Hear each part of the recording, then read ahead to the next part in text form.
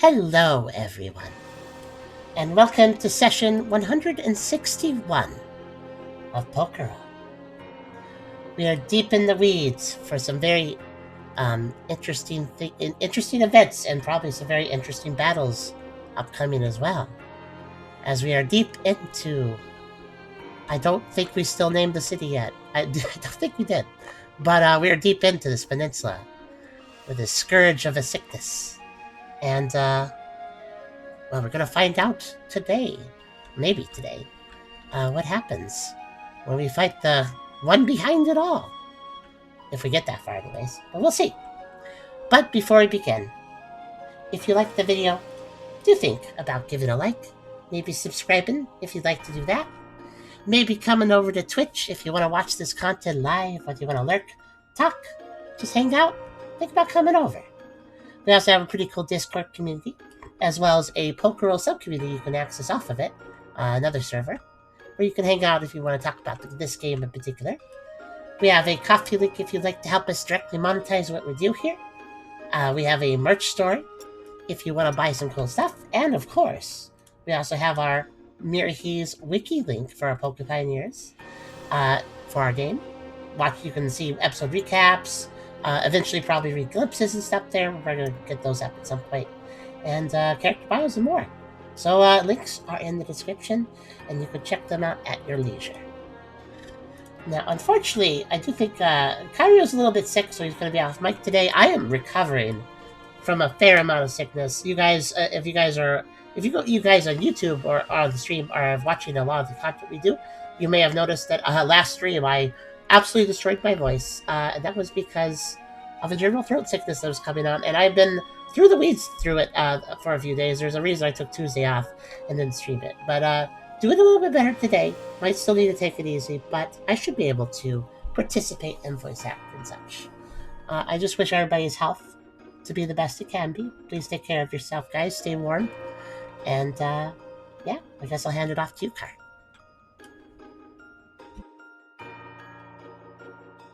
Welcome, everyone. Indeed. We are reaching the climax of this arc. Hopefully within the next session or so. I say, knowing how long combat can take.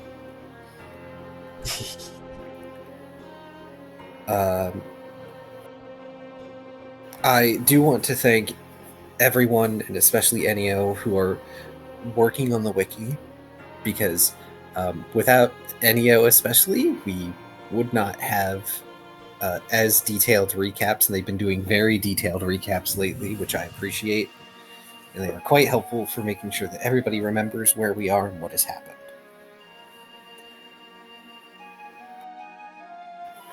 So without further ado, last time was session 160, Conquering Dread. Before Ryda plots to infiltrate the castle walls, they hear the echoes of the royal address, including the sound of the Queen. Upon hearing her voice, they immediately turn back in the direction of the Queen's words and rush as fast as they can to see her. They attempt to speed up travel by using teleport, but are caught midway by the guards that blocked their path before, scolding them for clearly having disobeyed their order to attend the royal address. Ryda tells them that this time they really do intend to visit the address, and fortunately, the guards believe them and allow them to pass. Ryda soon reaches the chapel and sees a crowd of Pokemon blocking their path. Having no way to force their way through the tightly packed audience, they use Psychic to try and levitate themselves above the crowd to see the abominable fusion of Knight and Steed, a Machamp who looks all too familiar to them amongst the guard, and the Queen speaking to the crowd. However, their ploy doesn't work long, as their view is obstructed by an unimpressed Medicham who levitates themselves in front of them. Seeing the Medicham, Ryda suddenly recalls who the Psychic type was, their former mentor in harnessing their psychic abilities. Someone they recall warning them to run away from the kingdom as fast as they could the last time they had seen them. The Medicham asks Ryda why they have returned. and Ryda tells them that they really tried, running farther and farther away until something happened that altered them. Ryda asks what had happened to the kingdom, and the Medicham responds that they are working to rebuild it, that Ryda will be forced to leave should they interfere with their efforts. Ryda tells the Medicham they will do whatever they must to uphold their loyalty to the crown, and is ordered to follow the Medicham to properly swear allegiance to their new king, and assist them in dispatching the unwelcome intruders. As the royal address is unfolding, Brooke and Tucker are informed by the Resistance about the condition of the kingdom, including about Purloin's unfortunate capture and manipulation at the clutches of the Nidoking. Hearing about her condition from a clearly upset and overwhelmed Luxio, the two move in to console her as she shares how hard and frustrating it has been to put up resistance against a force they can hardly risk to even touch. Looking at the distress and concern amongst the Resistance members, many of whom struggling from the crystals on their own bodies, Brooke comes up with an idea. He asks Tucker if he will be willing to try and help him rally the people by using connection, and maybe use their power to disrupt whatever the Nidoking is using to control the crystals while he is preoccupied with the royal address. Oh boy, I'm going to be sick of saying royal address. I'm glad I don't have to say it anymore after this. Gosh, it's gonna be a meme, I swear. Tucker agrees to give it a try as they prepare to attempt it. Brooke stands tall and raises his blade to rally the resistance force to not give up hope of victory. He acknowledges their grief and understands the sorrow that they must feel reminiscing on what they have lost, but assures them that if they truly feel that they have nothing to lose, then they can only gain from rebellion, even if only to get revenge on the one who had taken so much from them.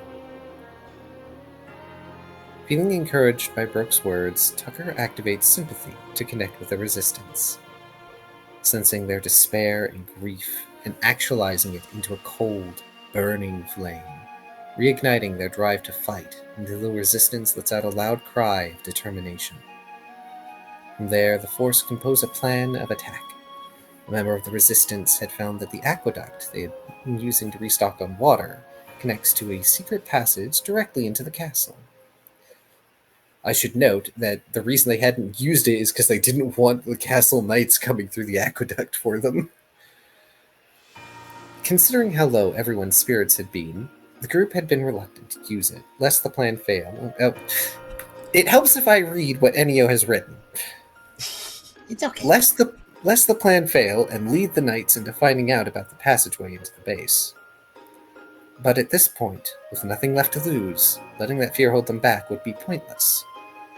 Meanwhile, as emotions reach a fever pitch, Tucker manipulates the united malice of the Force into a dark pulse, and redirects that energy back into the people and himself. He feels the intense emotions of the Resistance fill his senses with an image of the city, and of many connections all being drawn towards a certain throne room.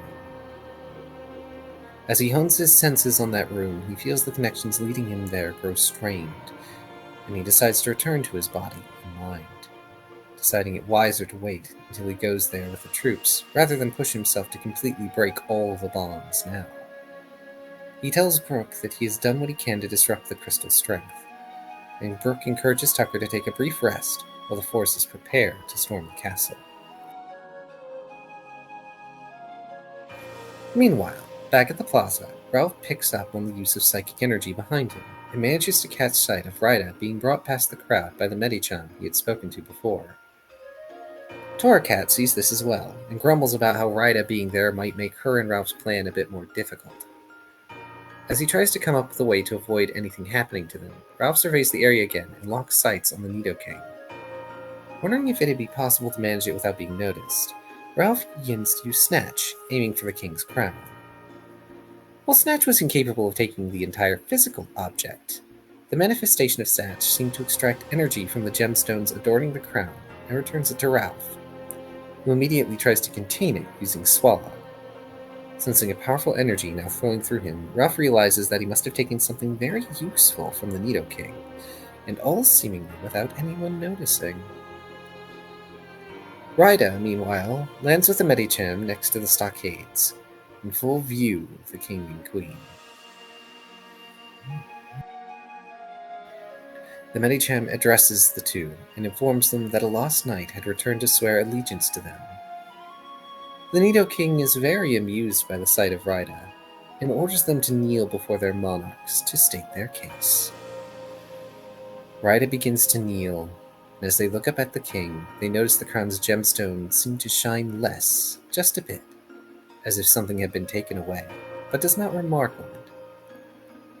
Rida begs forgiveness for leaving the kingdom, having no memory of what had happened following their departure, and that they have returned to swear full loyalty to the kingdom of Kyrio once more.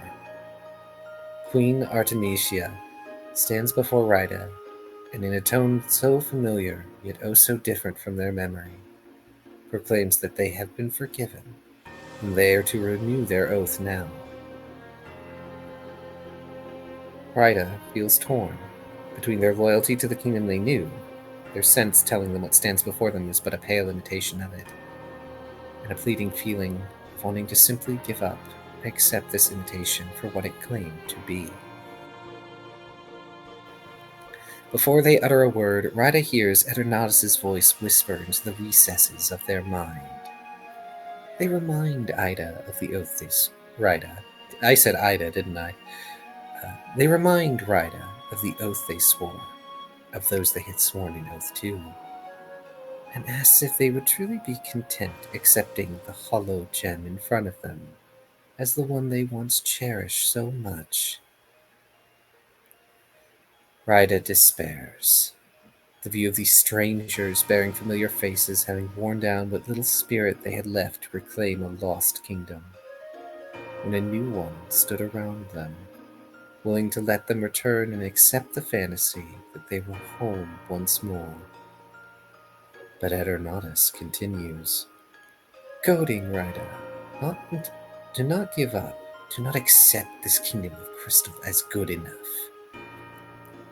and push them to reclaim what once was, while it awaits so close before them. And I quote, "Would you be content with a lie?"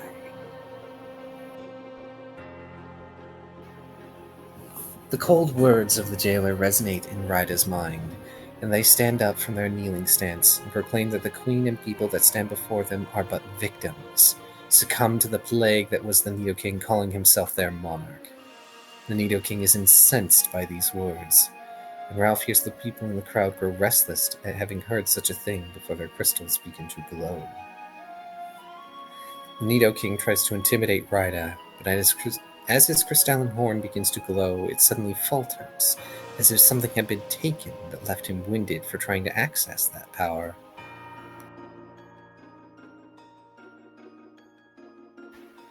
However, as the Curlia shows no fear to the fool pretending to be king, a familiar voice sounds from above the both of them, as they catch the sight of Deadeye atop the Plaza building and calling forth a thunderstorm.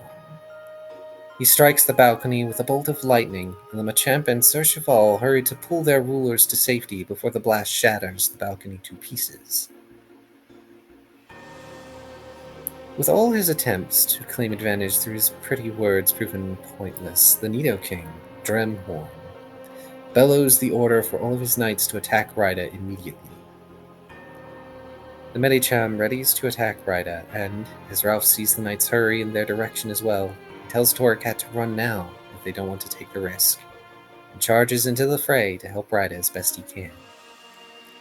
Not wanting to escape while Ralph and Rida try to fend for themselves, Torracat turns to the crowd and calls for them to fight, ringing her bell and calling out for the king's head before aiming to assist them as well. Ralph moves to guard Rida as the knights begin surrounding them, Medicham readying their weapons, and a familiar Delphox arriving and performing some form of magic. Realizing how vastly outnumbered they are, Rida hopes to use the discordant crowd to their advantage, signaling for Ralph to get a quick hit in before teleporting the both of them amongst the audience. While the distance from the knights gives them a moment of reprieve, Rida tries to use Eternatus' mark on their former mentor to keep focus on them, and Ralph harnesses Metronome and uses the move Quash to restrict the Delphox's movements. Seeing it wiser to wait until they have an advantage, Ralph grabs Rida and Torcat and runs, hoping to find a more ideal area to lose as many of the guards as possible. As more and more guards lose track of them, Ralph hurries back to the Resistance base. They arrive as the Resistance force is continuing to make their preparations to storm the castle. As they see Brooke and Tucker, I can words, I promise. As they see Brooke and Tucker, the team catches each other up on the events that have been unfolding on either side. From Ryda's declaration and Deadeye's intervention, to Brooke and Tucker rallying the troops towards confrontation. As they share information, Ryda shares something that they notice while confronting Gemhorn. When the Nido King attempted to use his horn, the power failed. He had broken into a coughing fit, which led him to spew some dark, viscous fluid. They suggest that the Nido King may be suffering from some sort of illness himself, though the group sees no way to exploit such knowledge for the moment. Once the resistance is ready, they all march down the aqueduct, which eventually leads to an intentionally formed passage straight below the castle. Once they spy a crate letting in light from above them, they carefully pull it away and climb into the cellar. From there, the closed door lies in wait, being the final point before the Resistance's plan can begin in full force.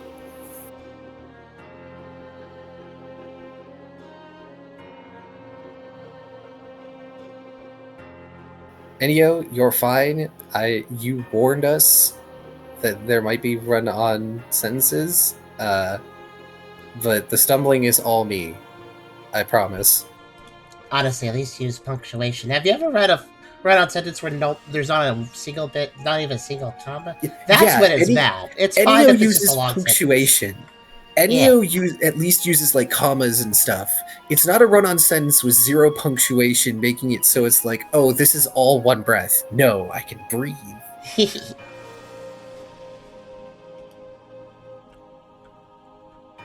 But yeah, we managed to get the gang all back together for the moment. Well, I say that, but I don't know what I mean, who knows what Deadeye is doing at the moment, but I'm sure we'll see him again. Deadeye's fine, probably. He's somewhere out there. He's a gladiator. Yeah. He's fighting what he does. Yeah. Specifically solo fighting, too. See what I paraphrased from... If you read between the lines of what Eternatus was saying, if you don't reap him, I swear to me I will send this entire peninsula to the bottom of the fucking ocean. So, funny story, Eternatus can't do that. I was going to say, I wonder if he could. They can do other things, but they can't just sink a peninsula. Also, yeah, I do remember Kyodon, because we've had that stuff. No, the Kingdom of Kyodon, I assume it's the entire peninsula is the kingdom.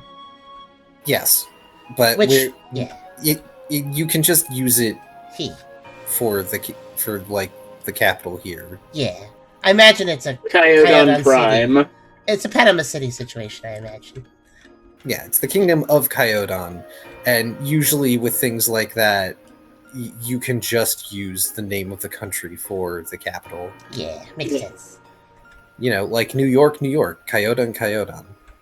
Also, that means Kyodon Castle, which sounds pretty good. That sounds alliterative almost. Nice. So, explanation time, as I'm going to have everybody take their figures back to their respective spots.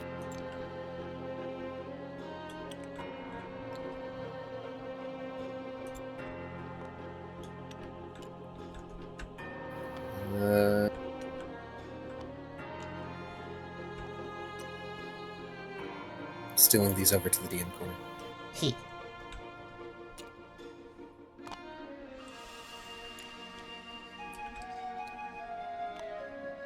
Right then.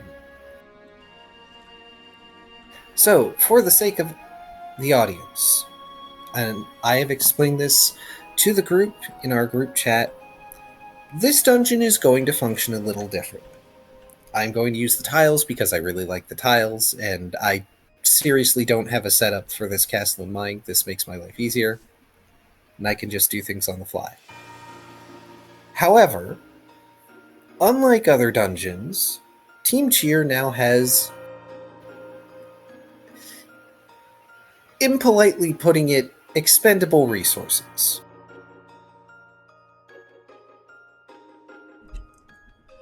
As I scroll up, looking for the last... I posted a bit after that.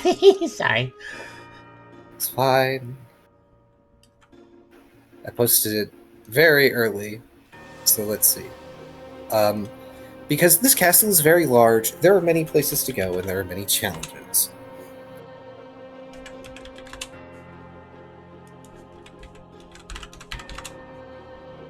There it is. I went to it too. So, Team Cheer, to remind the party here, has a pool of 40 rebels and 3 elites that they can spend doing whatever you need them to do.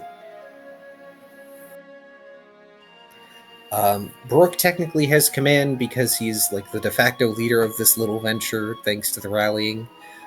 But the entire group gets to decide how those resources are allocated. It is not just in Brooke's hands, or claws, or whatever you want to say. If somebody wants to use rebels for something, then that is something that should be agreed upon by the group. I don't anticipate much argumentation over things. Probably not.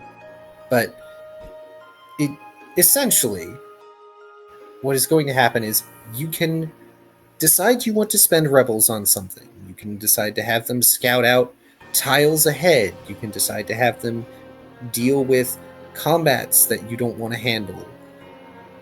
You can have them like pick locks or move heavy things, etc. Whatever you can think of you want to try and have some rebels do, I will determine how many rebels you spend. Unless I say otherwise, rebels do not die when you spend them, but you can't reuse them. And there might be situations where you can get some back, depending. And you have 3 elites that are essentially jokers in your deck. You have Lucy, who can see through walls and can be utilized to take out a single powerful target. She's very interested in saving her sister. You have Tora, who has alchemicals, who has magic. She's wide area control, but she is a very indiscriminate tool. If you use her, she will result in collateral damage to the castle and possibly to yourselves and or the group. Not intentionally, mind you. And then you have the Chansey, who I'm just going to say is Chansey Roz because that's the voice I used for her. They're tough, they're support, they can provide relief from conditions, they can heal, and technically they can non-lethally down strong targets. Don't count on it. You can expend Roz as an elite to get back 5 rebels through their own dispensed healing.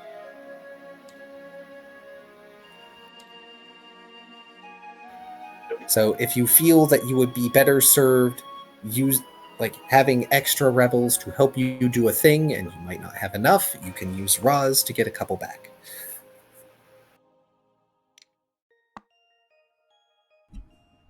I got them a model since they're a special unit. Oh, thank you.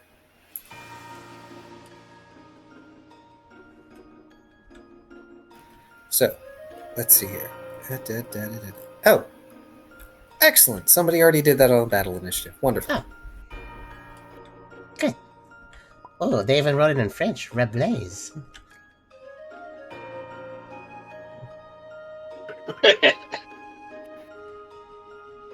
Yes, indeed. I like it, though. It's fancy. So, let's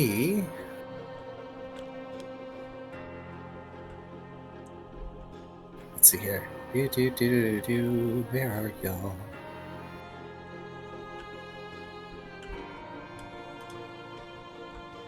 No, not trying to trigger spoilers, but I remember there is a map, an extra map piece you had me add to the table that does. It's later, right? But it is evolving. That is later. Yeah. Okay. That is a battle map. Okay.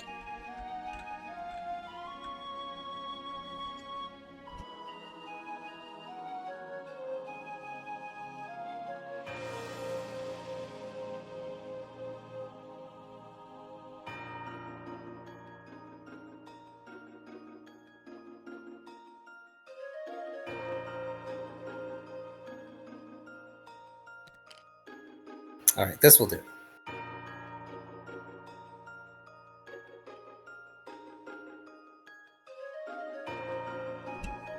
So for now,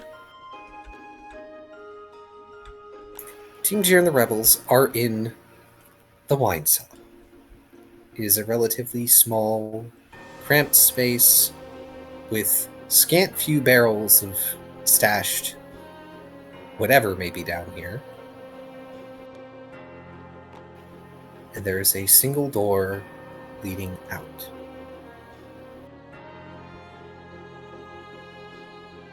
Now, I'm going to be honest. I think the only one among you who has ever been in a castle proper is Ryda. I cannot imagine that Brooke or Ralph or Tucker have ever been in a castle. No. Tucker So definitely I don't. not. I mean, I might have been a nerd. I might have played D&D in human life, but no. Fair, but you wouldn't know what to expect out of an actual castle necessarily. I was going to say there are some castle ruins here and there around the regions. It's possible Brooke may have, popped by one. I mean, Team Team Plasma doesn't have a castle. They do, literally. Oh, I never played those games. So that's a secret underground castle. I don't know if every Plasma member gets to go there. I'm going to assume that Brooke did not get to see the castle. Feels like elites only or something. So, with that said, what would you all like to do?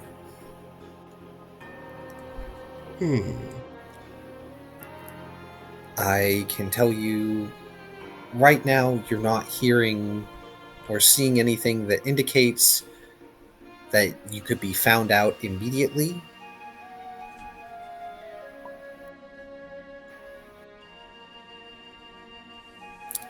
Burke would want to block off the way we came in, prevent a back attack. Certainly. How would you like to do so? Since I know you have multiple ways at your disposal.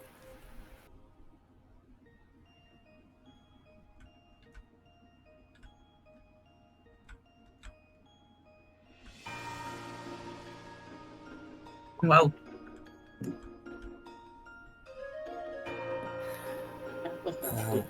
this is a wine cellar, right? Any large barrels we can shove in the way? There are a couple.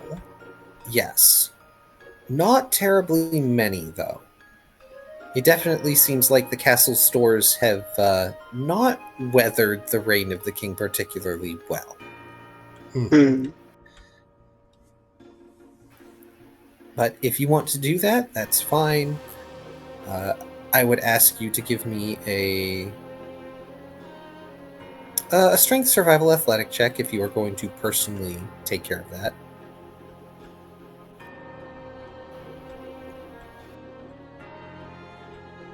Is there anything anyone else wants to handle? yes. While the more physically capable Mons are moving barrels, I wanted to have Ryda go to the door and just slightly peek out to see what's up there. I'll move shit. Okay. That's strength, survival, athletics, you said? Yes. Let's see, I delete. Ryda, if you could give me an insight survival alert as you look around. Got him, screwed.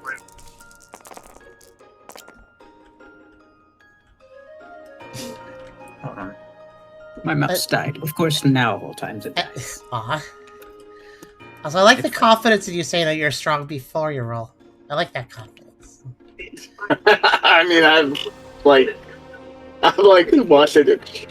Like 1, 2, 3, 4, fucking 15 odd dice.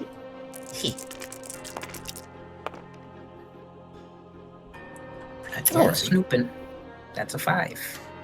So, Brooke, with Ralph's assistance, you're able to pull some barrels from the racks and set them up in front of where the grate originally was to block passage, so that just in case y'all have been found out, there won't be any immediate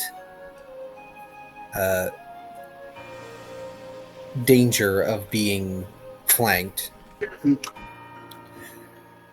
So, right, is the door locked? Do we need a key? No. Lift my foot.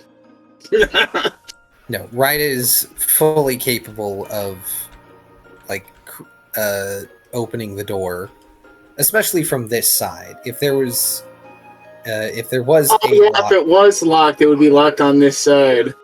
Yes. Very simple metal latch system. Oh, I wanted to kick the door. There would be more doors to kick. But yes, Ryda. You decide to take it upon yourself to scout, and you peer into a very dark, sort of dingy stone hallway. And you can't make out terribly much or terribly far, but you can tell that the wine cellar is the end of this hallway. Like, y'all are starting from a terminating point, so everything expands from here. Is there anything that Tucker would like to do? I was pondering that. Makes more sense for the strong two-legged people to move the barrels. And Ryder was already doing a check. I suppose Tucker would assess the rest of the group, the troops and the special units, to see if they are murmuring about anything in particular, if there's anything in particular that would be good for him to know, basically. At the moment, they are not. At the moment, the Resistance members are very focused on getting further into the castle.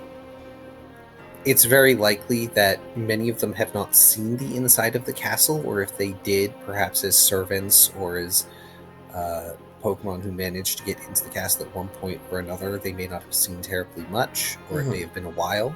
So there's no telling how it has changed.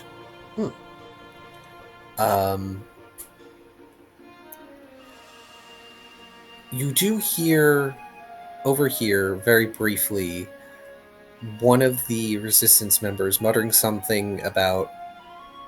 It's some long word that starts with a T that you just don't recognize.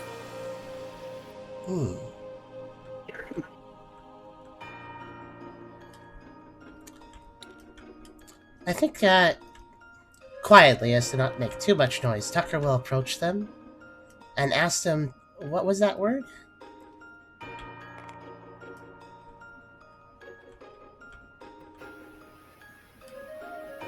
They look at Tucker very briefly, confused.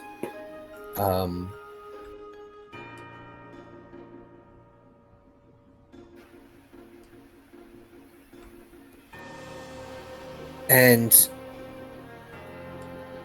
they explain in short order that they don't repeat the word, but they are wondering if the castle steward is still around. Because last they checked, he was old. And they haven't seen him in a while.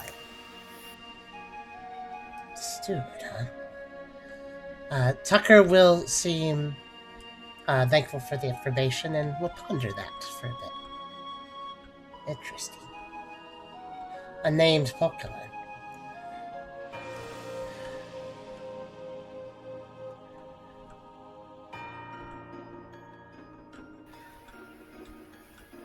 So, with the way back blocked off to the best of your ability, would you like to proceed further into the castle? I'm thinking that's the plan. I'm gonna get in front as best I can. The biggest wall of, flesh, side by side with Brooke. 2 walls of poke and muscle to take the brunt of whatever comes out. Which is a nice thought, but these passages do not support it. While these passages are wide enough that 2 knights can probably stand side by side, assuming they don't have crystal growths that make them, bash into each other. For you and Brooke, the 2 of you are a bit broad for that, but you are able to stay in relatively close step with each other if you so choose. Indeed. Anyway, I'm thinking we push forward. That said, is there anything you want... I will ask this for the first time. Is there anything that you want to use the rebels for?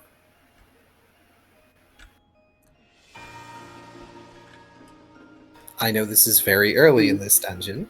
Yeah, I'm thinking we hold on to all of them. Keep all heads accounted for.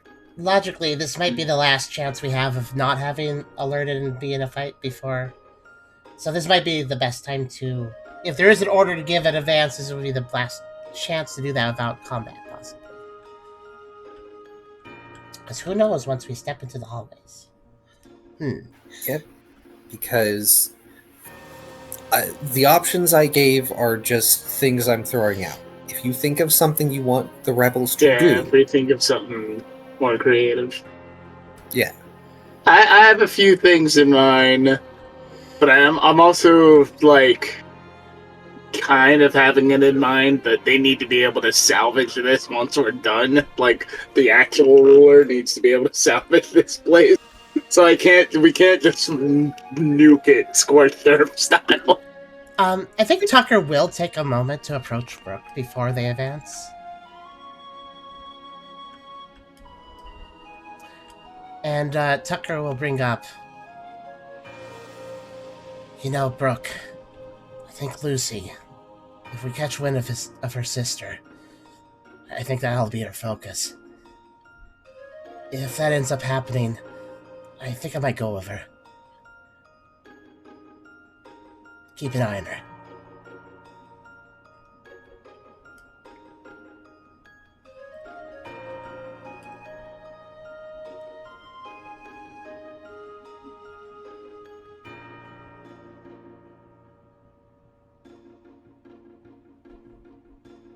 Car, would you say, since it's not, the pathway isn't big enough for the 2 big party members to stand next to each other, would it be possible if Ryda stood next to Brooke?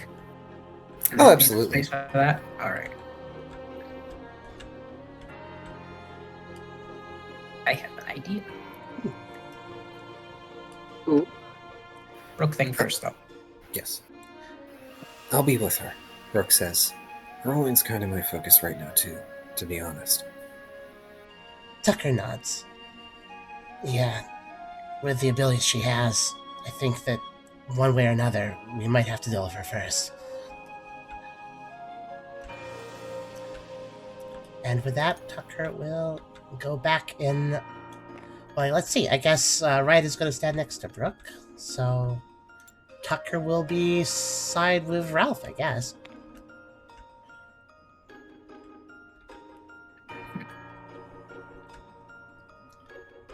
Essentially, Wright is in go mode, and they want to be in front as best they can, and since Ralph can't stand next to Brooke, well, there's space for Ryda.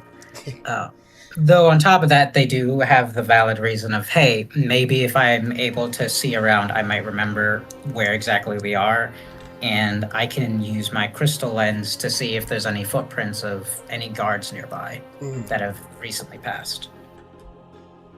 Tucker's just concerned about Lucy in this situation. Obviously, what happens happens when it comes to Purloin, but Lucy already put herself into massive danger once because of Purloin, so Lucy may not be able to make hard decisions if it comes to that. So Tucker's going to watch out for her.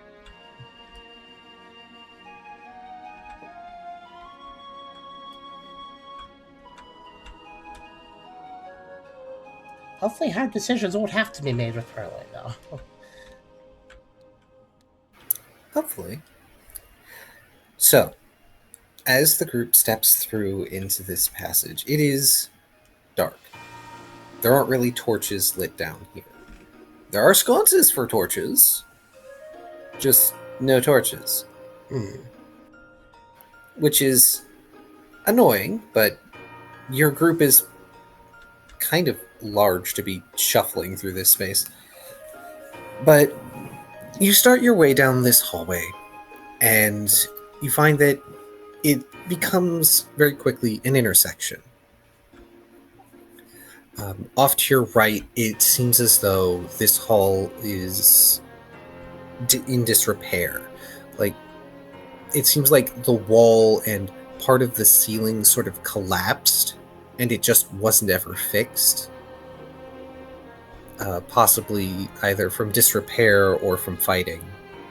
But there is hallway beyond it, if you wish to clear that. There is more corridor ahead of you,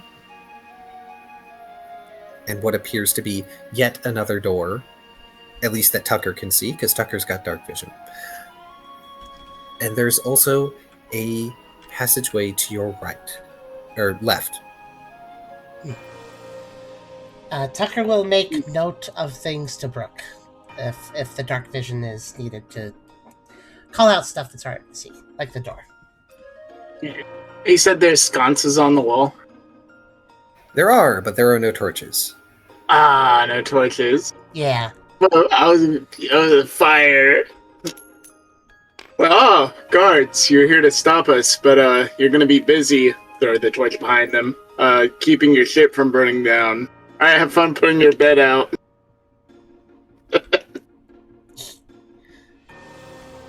I'm so evil. Tucker will actually pay attention to the sconces in case there is a random torch in one of them. He could easily fire fang it and make use of it.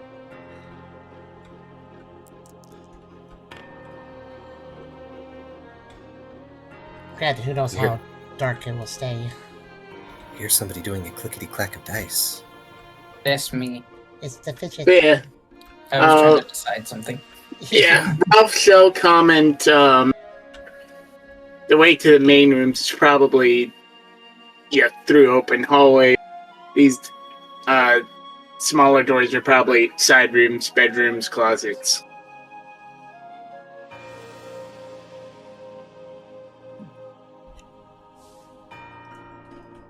Then he'll add, I'm not an expert or anything, though.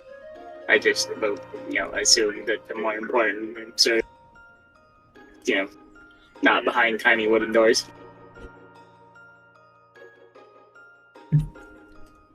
Well, the only door that I've mentioned is ahead of you.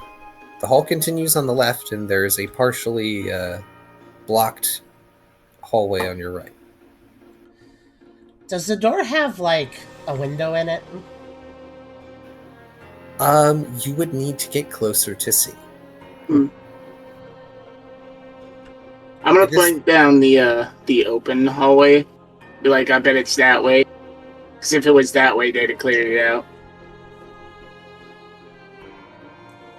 I think Tucker would advance towards the door, and if it does have a window, hike himself up and peer through.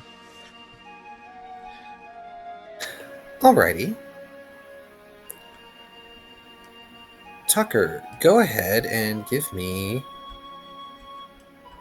a Dex Survival Stealth check, please.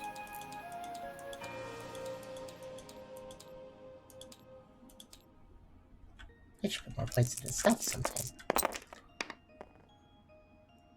Pretty good. Good enough. Icon for that. And an Insight Survival Alert.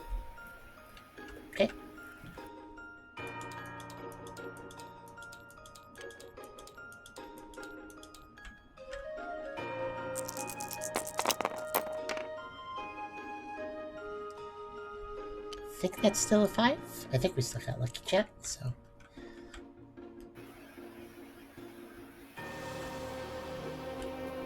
I don't think lucky. Oh no, it is. Lucky chant is on. I needed to double check the tracker because the tracker has the things now. Yeah. So yes, you were able to get up to the door, and it has a small window in the sort of top central section, where there's usually windows like that. It's got a metal framing and old bars, and you peer through it. Your field of vision is relatively limited, but you can tell that there's at least one, probably two guards that are outside this door. And it's a fairly thick door with a heavy lock on it. Oh. That's part of the door. You can probably open it from... Actually, no, you probably can't open it from your side, the way this one would be designed. You would need to have a key for either way.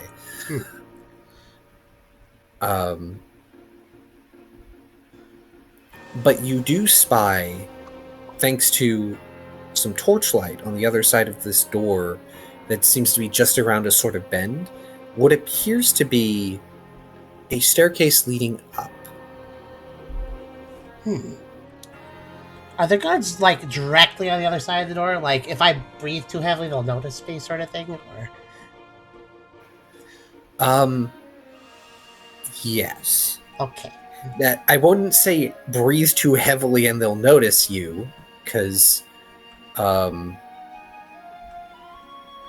they're in armor. Any sort of, like, shift from them creates a little more noise than your breathing will, unless you're wheezing. I mean, have you heard a dog pant? I have. However, I'm going to assume that Tucker is not with the stealth roll that they made. Tucker is trying to slink and be quiet. Tucker will unslink down back to the floor and back up. And we'll go right over to Brooke and report. Heavy door. Looks hard to open. 2 armored guards right after it. And looks like staircase going up.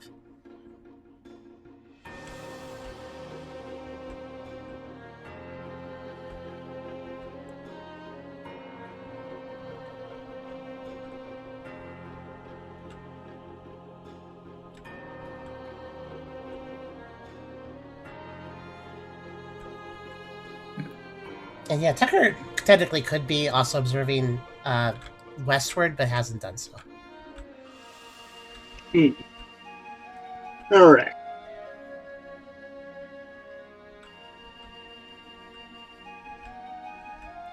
So we got ourselves 3 choices.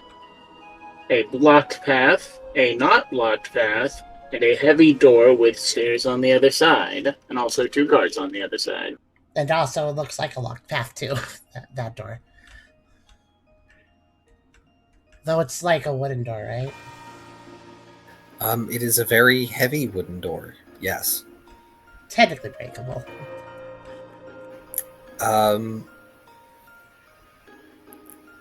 It doesn't really cross your mind very consciously, Tucker, but this door is definitely better maintained than the one you went through from the wine cellar, because it didn't shift at all when you had to, like, get up on your hind legs and put a bit of your weight on it in order to peer through the barred window.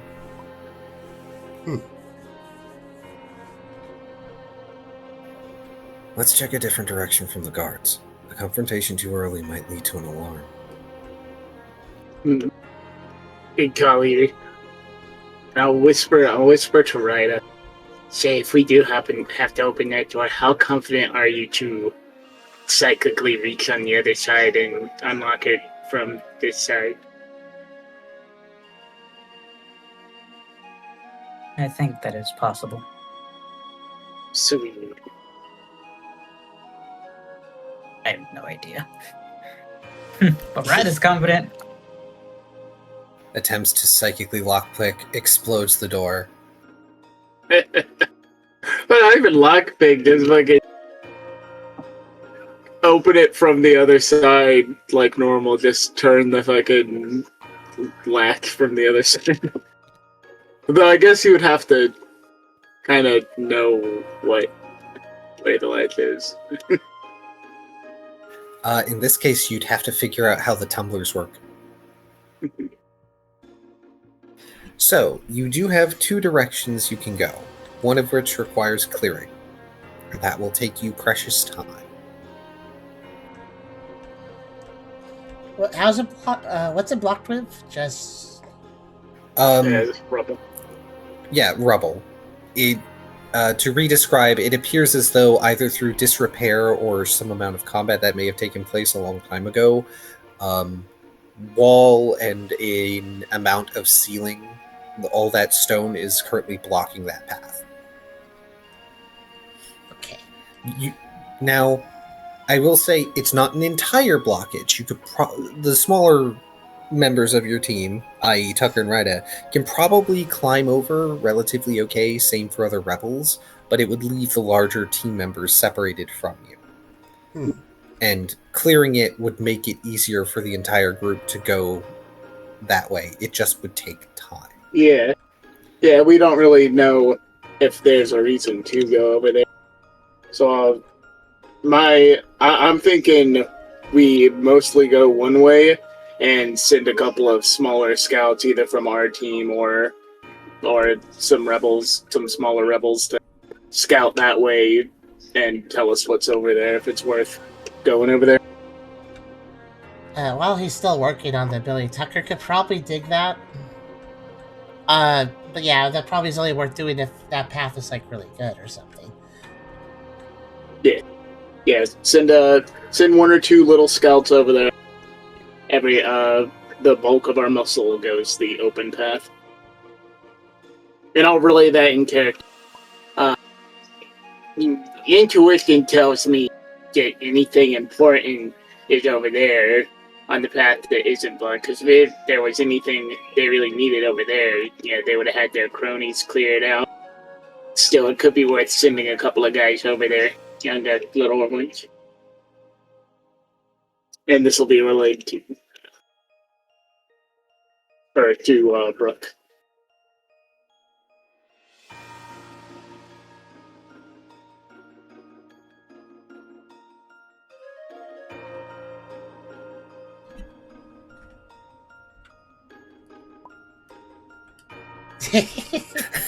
Sneezing out. To recap, so that Tubby doesn't have to, Ralph is suggesting that they have that the group has one or two rebels scout the hallway that's blocked off to see what's down it, while the rest of the group goes down the left hallway that Ryda is already starting to walk down.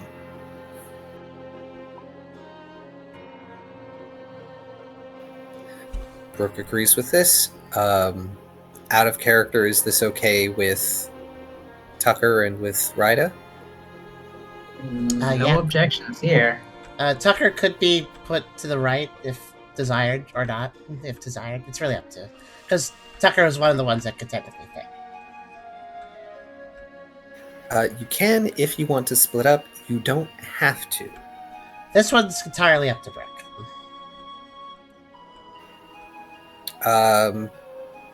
In which case, I will say, as storyteller, it will just be easier to have you go with the rest of the group. Okay.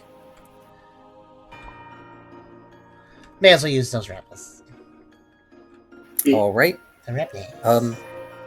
A P-Dove and a Trico, both wearing little leather helmets, give little salutes, and there's like a bit of a ding when they do that because they've got metal plates on their helmets, and they scurry and flutter their way down that hallway. Yeah, boy, Trico, the best starter. Perfect starter.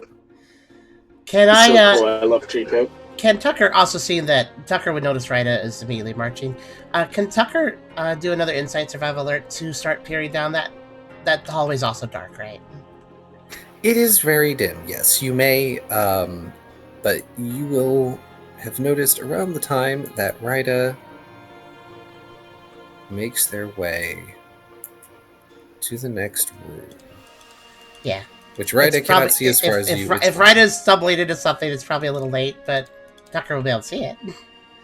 Maybe. That's Kyrio you just tripped over. Maybe. You're welcome. They aren't You're exactly welcome. like Oh, that's only sprinting down a hall or anything. Like they're just walking. that's still Yeah, that's literally just a 2. Ouch. Haha, the curse of 2. Yeah.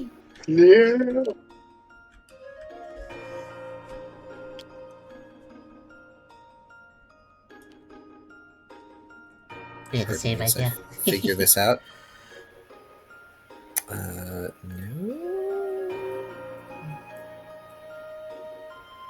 I guess it doesn't matter. I guess it's the same. Issues, have we used Hydra's tiles yet? Not for this dungeon. We have used them before. Okay. Oh yeah, I think we did last Yes. time. Yes. Right then. So, Rida, you will be the first to see this as the group is doing a minor discussion and they send off the scouts down the other way. You find down a very small set of stairs, there's maybe a couple torches very dimly lit, like crumbling embers, barely producing any light in this area. It's very dark, and it feels maybe a little damp down here. I wouldn't say it's exactly dry, but it's a somewhat more open area, and you can see what look to be, when you strain your eyes, a bunch of rooms surrounding the area. You may make an insight survival alert if you want to see if you can gather more information. Hey.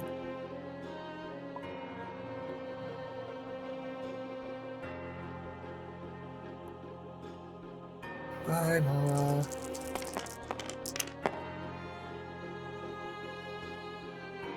There we go. 7. Wow. All right. Excellent.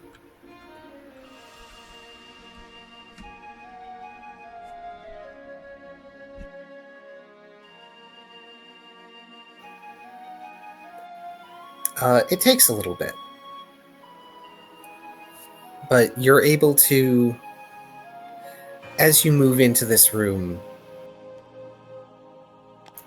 you find an unlit torch on a central pillar that's serving as one of the reasons why the ceiling is still kept up. And you're able to light it on one of the smoldering torches, thus bringing up the light level a bit. And you can see that these are cells. Each one with a wall of metal bars and a rough iron door. And inside these cells, or at least some of them, are Pokemon. Hmm.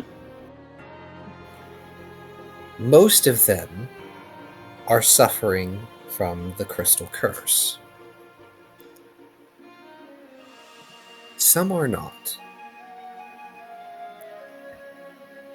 And they do not appear to be in good condition. And it's at about this time that the rest of the group is going to start filtering in.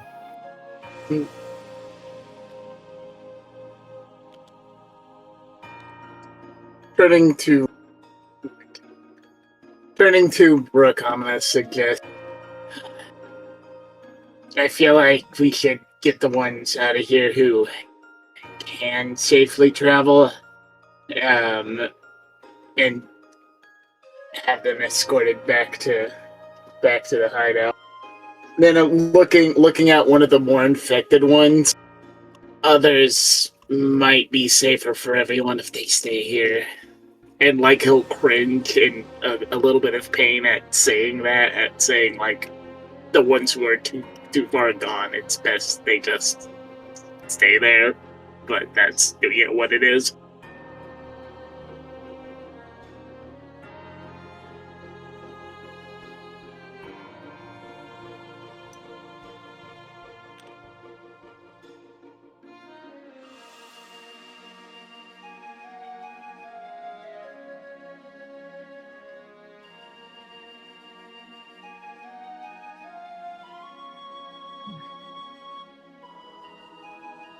I think Ryda wants to approach one of the crystal-infected prisoners. Certainly, you have cells 1 through 6. Feel free to pick one, or you can roll. Let's go gambling. Number 2 it is. Number 2, all right. Brooke thinks for a moment. Door number 2. Brooke thinks for a moment. They don't really have logistics for refugees. To be honest, until the castle is liberated, they'll be safer locked up.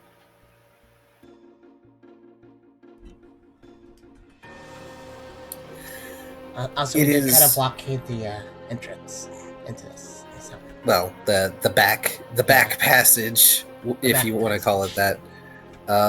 All right. So, like, we can't really escort them out anywhere. Like, even if we can. All right, we put ourselves on zero ground, right? And in that case, So- I'll nod. It's like, and I'll like kind of address the. I'll kind of like with. Don't worry. You'll be rescued soon. So, admittedly, some of the rebels are not entirely happy with this decision. There is a general whisper commentary that they ought to do something. But being as you're the leader, Brooke, and also making the smarter choice, it's not like they can do much against your command. Right. This is another reason we can't fail, guys. I'll like gesture to the people in the cells. If we fail, no one else comes for them. Let's have Ryda do a scene, but Tucker has something to add after that.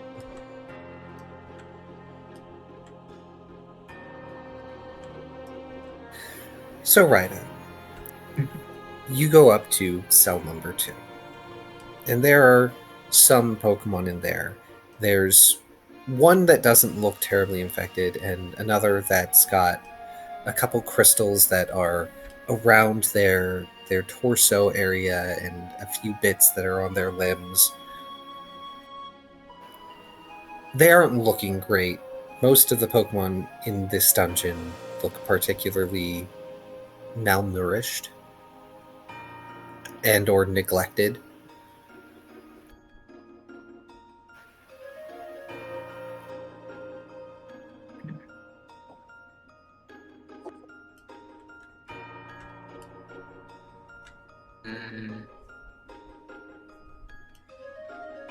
Do they react to Ryda at all? Like, do they say anything? Do they just sort of... So, they do look up as you approach because, torchlight. But perhaps they mistake you as one of the guards here, or just don't really have much in the way of hope of rescue. But these Pokemon that are in this cell lift their heads and then they just sort of lower them again when they realize they aren't being let out or actively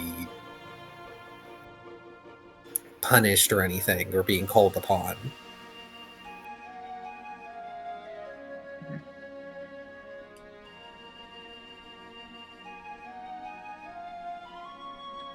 Ryda will ask to whoever wishes to answer. For what reason were you imprisoned?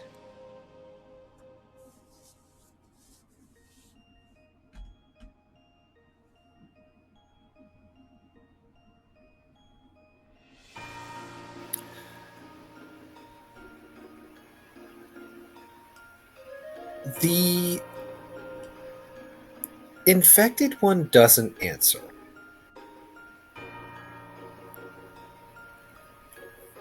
The non-infected one looks up at Rida with their brow somewhat furrowed. They seem annoyed by this question.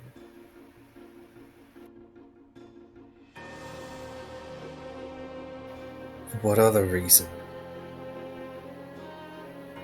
Went against the king.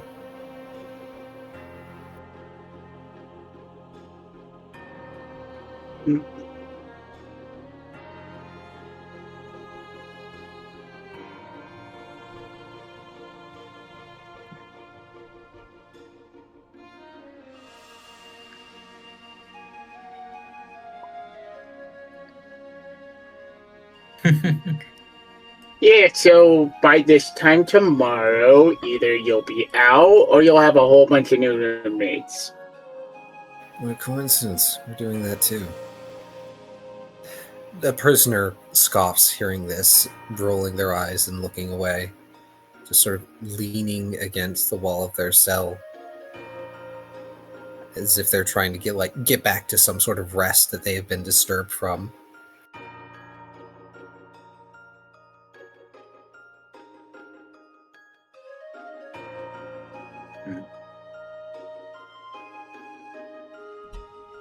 Say, there any traps or anything that you guys ran into that we should know about?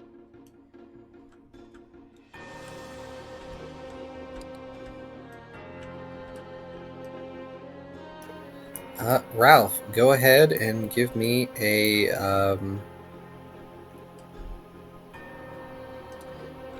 sure, give me a smart contest perform to see if you can persuade them into giving you information. Indirectly, what Tucker wanted to do may assist what Ralph is trying to do, which he might need. 4 is okay, but they're not very talkative either. Would you mind, Tubby, if I did Tucker's idea thing? Oh yeah, go for it. See, that might help what your role is. So, when Tucker notices Brooke's decision, which was pretty pragmatic, and notices basically the rebels murmur, I don't know about this, we should do something though. Tucker will, question, do we still have rations?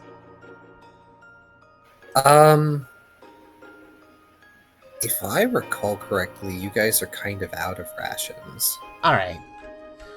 You've been needing to hunt and make your own, basically. Lack of logistics. All right. But they're a mix of malnourished and injured, right?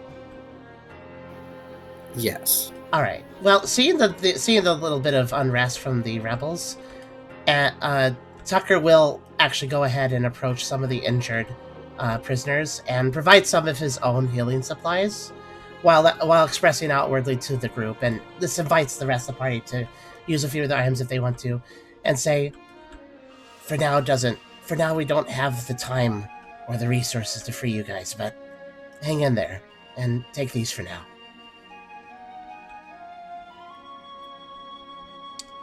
And Tucker is both doing this because of his nature, but also because he hears that unrest and he is responding to it.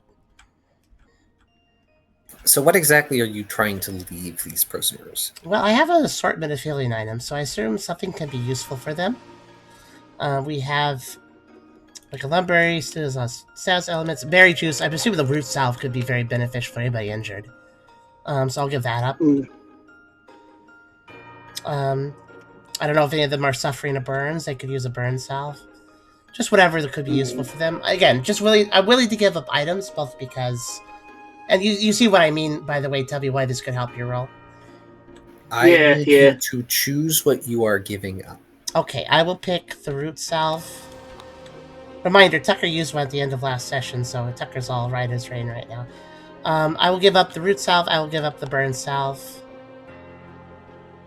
And that's what I will give up. So Ralph will pinch the bridge of his nose and be like, okay. And he'll pass the noodle fruit. It's like, my last noodle fruit. It's very good. It's slimy, yet satisfying. He'll crack it in half and, like, pass it to him. Pass a few sections around. So more than the healing items for cell number 2, since I assume Ralph is at that cell, the infected individual like scrambles up and grabs that fruit out of your hands through the bars and brings it in and tosses the other half at the non-infected prisoner, which it hits them, which makes a minor mess, and they look incredibly irritated by this, but also immediately start eating it ravenously. Both of them. Mm-hmm. Yeah, it's pretty good, ain't it? They don't care. The texture makes them gag, and they're forcing it down, and it's food. Plot twist, it's barely more palatable than the gruel they were given. I'm just a Snorlax, Look, and I love it. When you're starving, you'll eat anything, and, like, texture be darned. So, you were asking about traps, right? Yeah. Any traps or surprises that maybe got you that we should look out for? So, what you will learn is that the uninfected person may have been trying to steal from the castle. Hmm. And has been here for a little while. Not as long as their cellmate, who is much less talkative.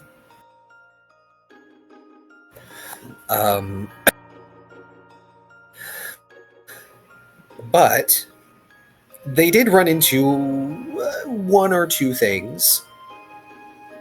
In the dirt on the floor, with one finger, they draw what looks to be a circle with some sort of like geometric symbol inside. And they say that it seems to be some sort of warning system that the kingdom's sorcerers have been putting around the castle. All they know is they tripped one and then they fell into a pit.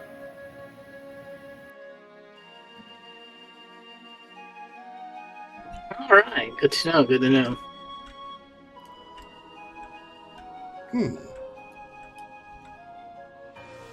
Trap lift.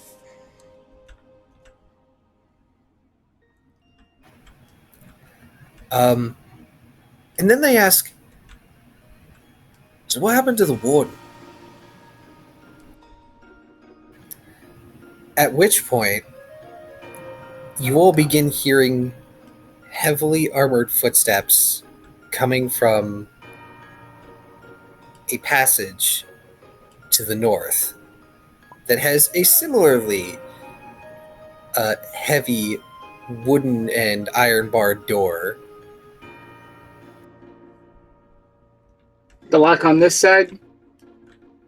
It is locked similarly to the one in the other passage. Okay, so the lock is not. So.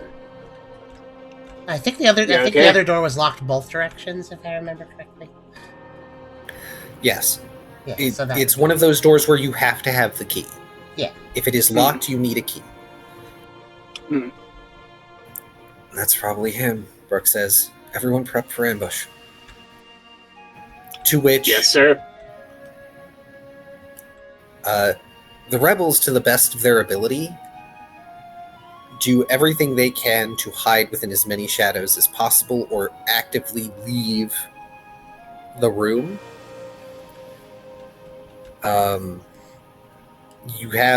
You do have some around you still. I will once again give you give you guys the chance. Do you want to use the rebels for anything? If you want to preemptively handle this with rebels, you can.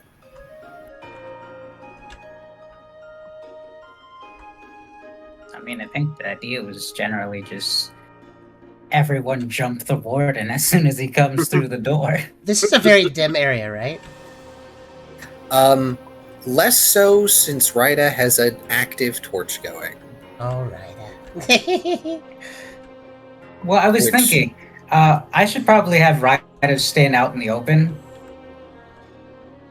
Oh, okay. Oh, right. What's the? Well, Okay, think of wait it a this minute. way: if they're just standing out in the open, that draws their attention, and then everyone else can jump them.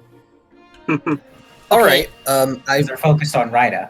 I will remind you, there is a thick stone pillar in the center of this room, which is where you got the unlit torch from.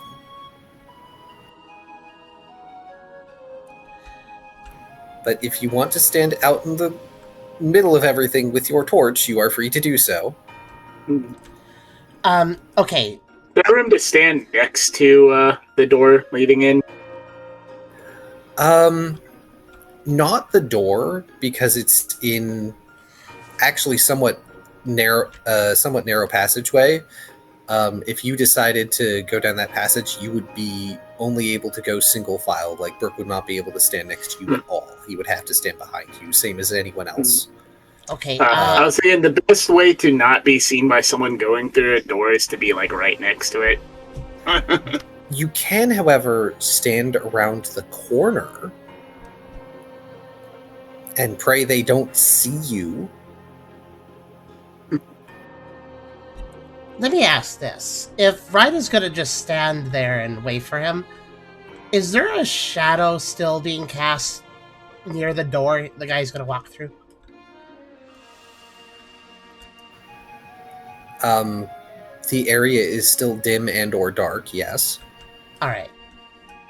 Tucker will be doing a shadow sneak as close to that door that he's going to naturally come out of as possible.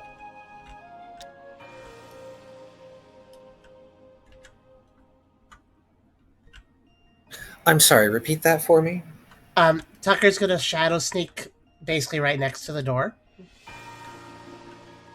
Right now, or are you going to wait? That would require going over at this exact moment. There's not enough time for that. All right. Tucker will shadow sneak where I don't know exactly where the position everybody is, but Tucker will shadow sneak on his position, I suppose. Then.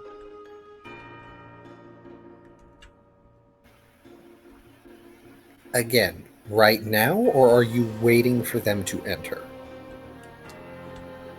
No, just right now. I'm gonna sustain it though. Kind of like when those guards are passing in the previous part. Wait in the shadows. Okay, There you go. Thank you. Okay, I needed that clarification of what you were doing. Yeah. Holding shadow Okay. sneak. Holding shadow sneak. Okay, please go ahead and roll for Shadow Sneak then. Okay.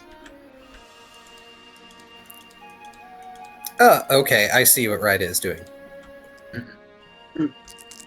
Mr. Warden, To be I very wanna clear, show you- to be as clear as possible, Tucker wants to move into a shadow somewhat close to the door if there's enough time to, because he basically Tucker would prefer that guard walk past where they're hiding before Tucker does anything. So unfortunately, that is a botch. Oh, that's a 0. Ouch! I didn't pay attention to my roll. I bonk it to a wall. Yes, you platform 9 3/4 this. You try and very quickly run your way through like the shadow of the pillar that's still there, and unfortunately, Rida moves into just the right position where that shadow goes away, and you bonk into the pillar. But you are still behind the pillar. Okay, Tucker will just hide behind it then. Right With a about small the pool, So, right really about the pool. Does it smell like chloroform to you? so can each of you who isn't Rida please give me a dexterity survival stealth check, please?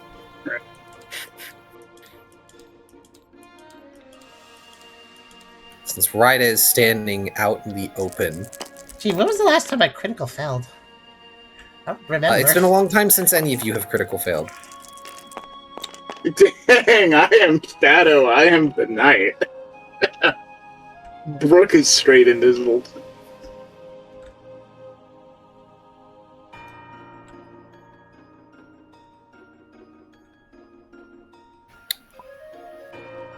We had that. That's rude. Tucker tried. Yeah, I was actually all expecting Tucker to succeed on that. That was a bit of a loop for me. The volatility of shadows.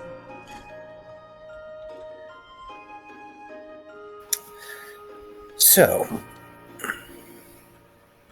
the rest of you are hiding, and that purple glow from crystals starts to emanate from the hallway as the heavily armored Warden comes out. And the way their armor is designed, even if the crystals weren't there to add to that sort of toxic menace, this is not a Pokemon that you really want to associate with. Like, based on the light of the crystal and the torchlight from Ryda, there are red stains on parts of that armor and chain tabard that probably are not part of the original design. Friendly. And from behind them come two other guards.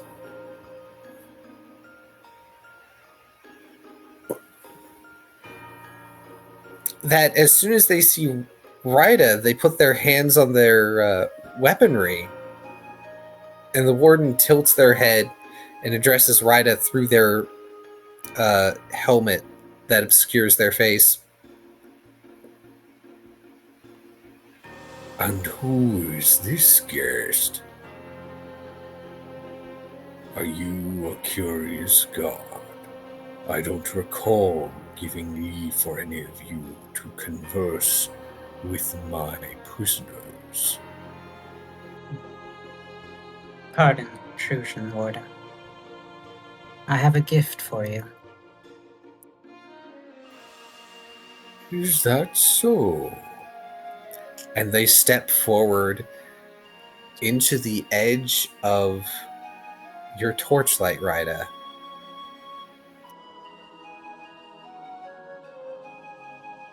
I need to read your fractal shell.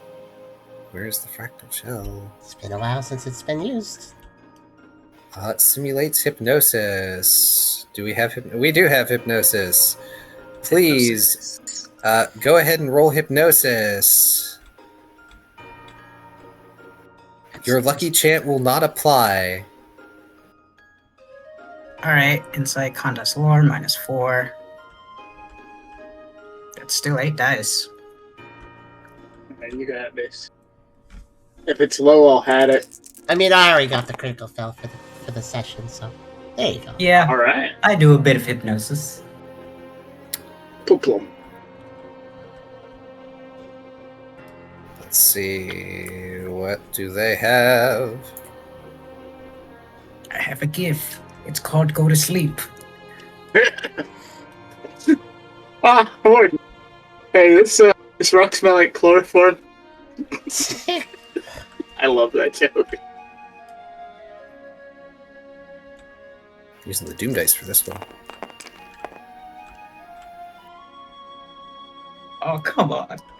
Oh, Wow. I That helmet. I can hat bad guys, right?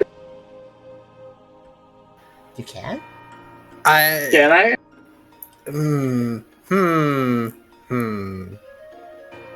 Are you sure you want to? Ooh, the Oh, this is an question. alter fate, isn't it? What? Yeah. No. No. Okay, let me put it this way. If I'm asking if Ralph is sure if he wants to hat it, I don't know that Ralph wants to spend wish to change reality. Yeah. Nah, but I feel think like I will Brooke might spend. want to do something. Oh, Brick have a.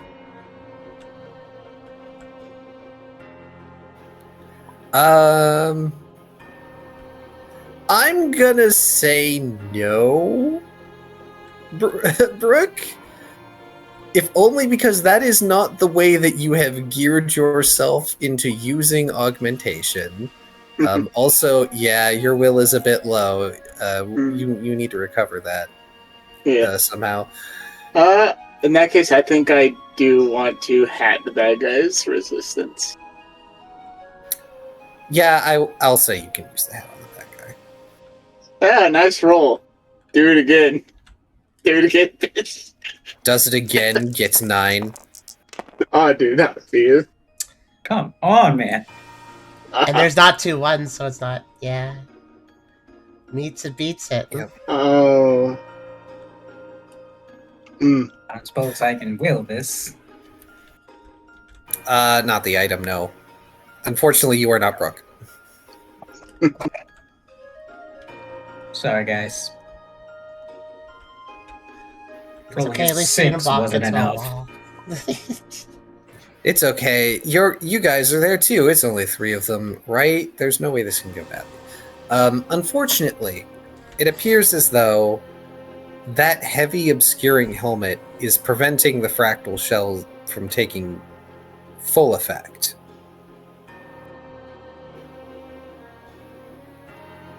A pretty gemstone.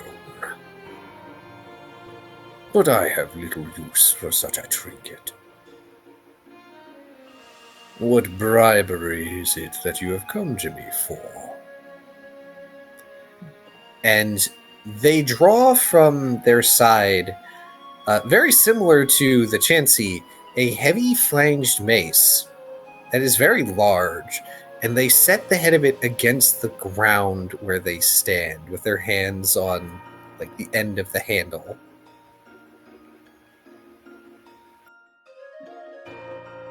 Speak quickly, intruder. Kind of looks like a football. I merely hope to give the prisoners better treatment.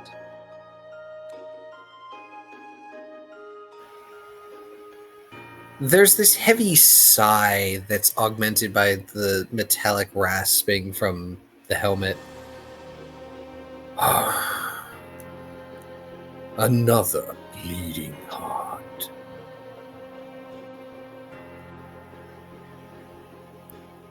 And they stride forward and reach for you. This is going to be a grapple check. Somebody has grapple in here. What's grapple? Grapple is strength fight brawl. Oh no. You guys can step in any time. No, I wasn't. I haven't asked about any music changes as we've explored because it's been kind of chill. I wonder if it should change soon, though. It should probably change soon. Let me do this roll first. Okay.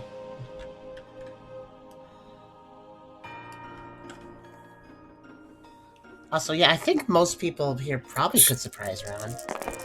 Not sure if Tucker could, considering the critical fail that Tucker had. Oh, wow. Yeah, I'm not resisting that.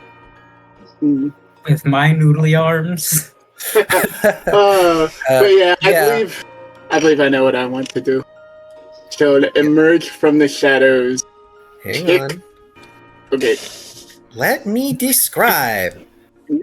Good golly gosh. Somebody's a little eager.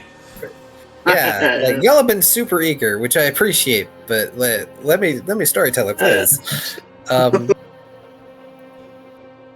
So, first off, to answer the question, yes, you can. Secondly, to resolve this interaction, Ryda, they grab you by the head with this heavily armored mitt and begin to lift you up, and you realize from the hollow sound that this armor is making, this is a Golurk. That is very much not like the one you fought in Halfcliff. Perhaps I can bleed your heart dry from the inside of a solitary cell. And we're going to go... Who has the highest dexterity? Oh gosh, y'all are mostly even. All right. Can I ask a question using this dot on the map? So Everyone but Ralph has 4. I have a Yes. question. So this whole interaction's happening like over here, right? Yes. And Tucker's like right here, right? Correct. Okay, just checking. I don't know where everybody is in relation to this Yeah, situation, but my assumption is that Ryda moved out in Oops. front of you. Like this is only a general representation. The pillar is like the tile to the left. Yeah. This one is a better representation of the layout of the room, where the corridors are where the cells are. The pillar is in the dead center of the room, and Okay. Ryda's like a bit in front of it, and you're directly behind it, so you're very close by. I also just want to ask, since the people are talking about surprise rounds, can Tucker do one, considering the last thing he did was critical fail? I will allow it because more than 6 seconds has passed. Okay. Yeah, like there was the fail. All that did for you is prevent you from shadow sneaking, and there was a bonk. So what I'm going to have y'all do is I'm going to have Ralph, Brooke, and Tucker do straight dexterity checks to see who goes first. Okay. I like the idea of Ryder getting picked up and they just cross their arms looking at him like unamused. Like, I'm not worried at all. I'm not worried that you see. Yeah, I'm sorry the fractal shell didn't work. It was a good idea. Yeah, that was just a backup anyway. The main idea was to jump this guy, so I was trying to save him getting knocked out, but... Also, Well, little reminder, he yeah. does have 2 other guards, so... Yes. Yeah, that's where my That's attention the is. hard way. Alrighty. The total of Ralph's dice is higher than the total of Brooke's dice when it comes to the ones that succeeded. Hmm. So Ralph, you get to make the first move. You are probably closer to cell number 2. If I need to number the cells from bottom to top, the left is 1, 2, 3. The right is 4, 5, 6. Excellent. Anyway, one of his little goons. The mace is still the 2 goons. Mace is still resting on the ground, right? They're like The holding it mace against is the ground. currently in the Golurk's hands. The 2 goons are basic guards that have swords. Like they've got the sword board going. Yeah, if they had it, I was gonna like fucking punt it like a football. Aren't maces You don't want to spiky? try and...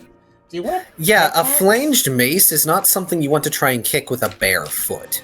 Yeah, anyway, we're gonna go up behind one of the goons and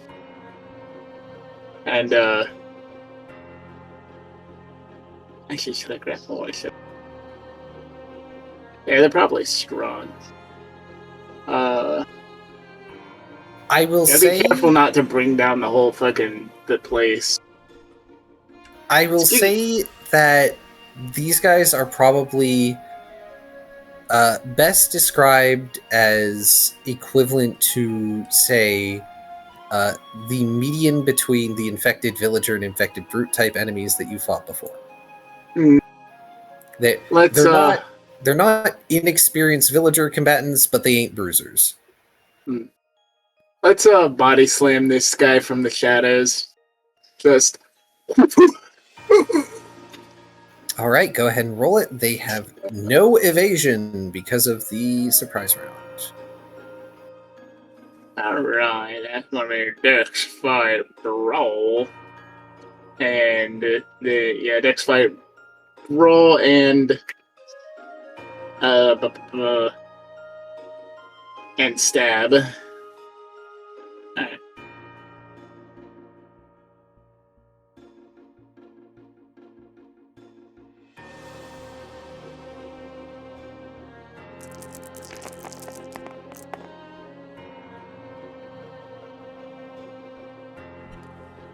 That will definitely hit them. 6. That's a crit, right? That do be a crit. Fuck it. Falcon punch. Falcon belly down. Which one are you using? Body slam. Oh. Yeah. I don't want to play the biggest card yet. Alright, Yeah. strength +3 +2. Don't want to be too loud. Don't want to bring down walls when there's a bunch of sick prisoners and stuff too.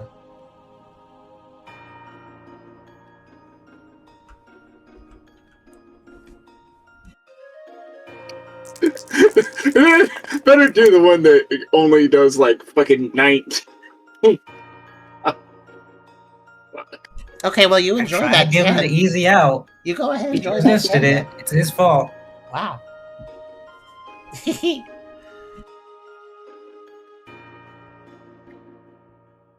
Crit +10. That's a good ambush attack right there. Should have just fell asleep when I gave you the option. Enjoy the dent in your body. So, Ralph, Okay. I'm gonna say you slam this poor Pokemon into the wall, and they bounce off of it and just collapse onto the ground. It is loud. It is a loud clatter in this room because they were wearing armor. They were only marginally better armored, and just you down them. You do not outright kill them, but you down them. Good. Due to the way that this is set up, just for funsies, let's see if they're paralyzed. they sure are. It wouldn't matter if they still had a single HP left. They're dead. They're out. You probably could cuss them against their own armor, honestly.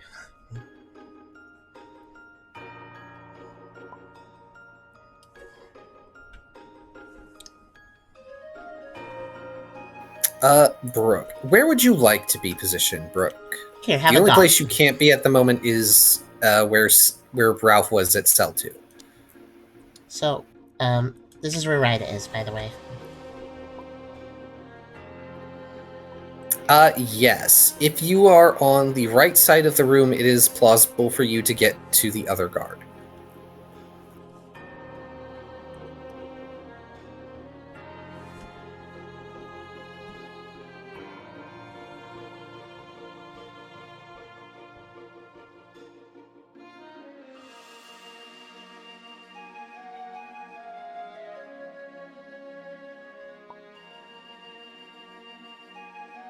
Ooh.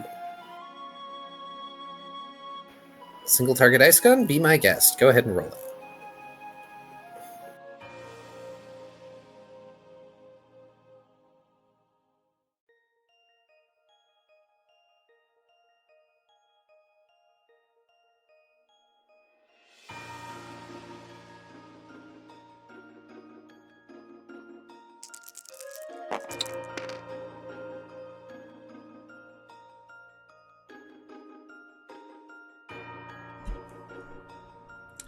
Three. Well, that will still hit because it's a surprise round.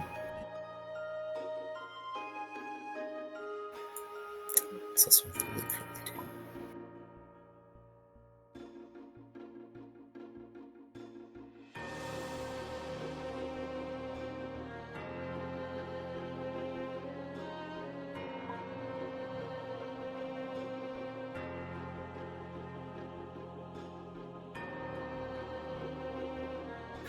Uh, 4 plus 4 plus 4 plus 1.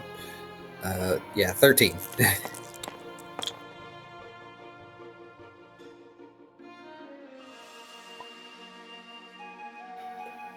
Let's see, 1, 2, 3, 4, 5, 6, 7, 8, 9, 10, 11. Am I counting right? 1, 2, 3, 4, 5, 6, 7, 8, 9, 10, 11. I That's believe 11. you get 2 more. Yeah, 2 more.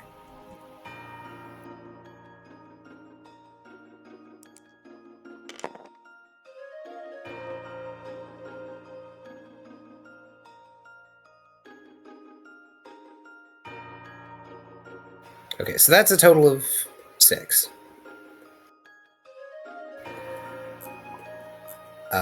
Go ahead and roll your... Oh, you are absolutely correct. We forgot about the Kyogre Brooch.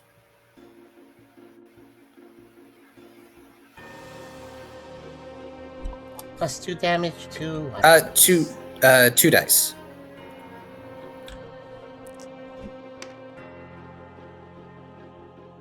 Darn. Alas. And you have lucky chance, so the second one doesn't matter. Go ahead and roll for your flinch and your frozen.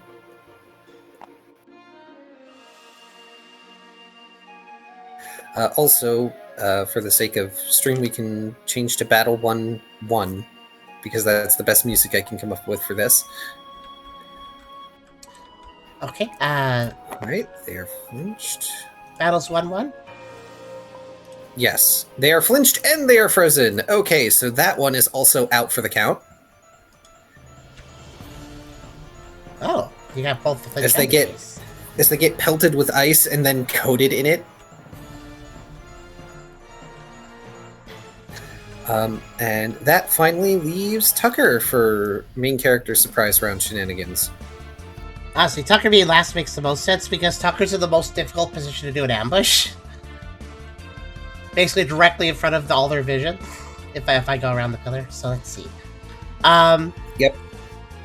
I'm going to assume that Tucker was able to just barely lean around the pillar to kind of get an idea of what's going on with, like, Ryda's situation.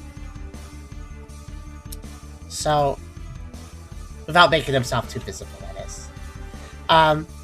So let's see.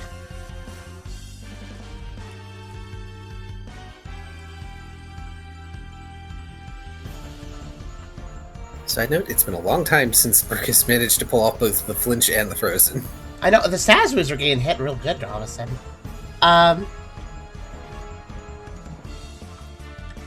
Let's see, I'm gonna check something.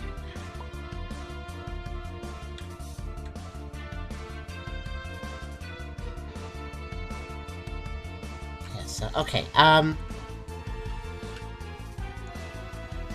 alright, Tucker will... trying to still be a bit quiet about this because it is an attack that can be a bit stealthy. We'll slip around the side of the pillar to get line of sight, and we'll use Dark Pulse. Okay. Using the dark ribbons to lash out. Specifically at the arm holding Ryda. Of the big guy. So let's Okay. see. Perform your roll with a -2 because you are aiming for a specific spot. Okay.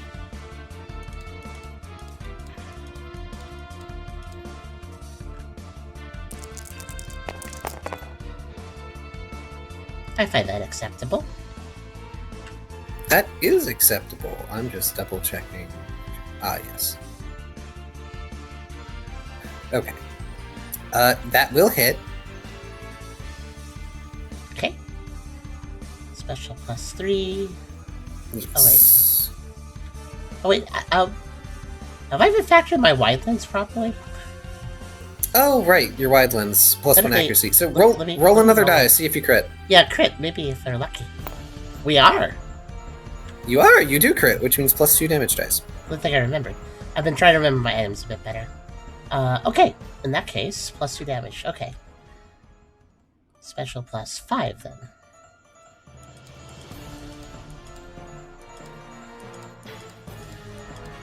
There.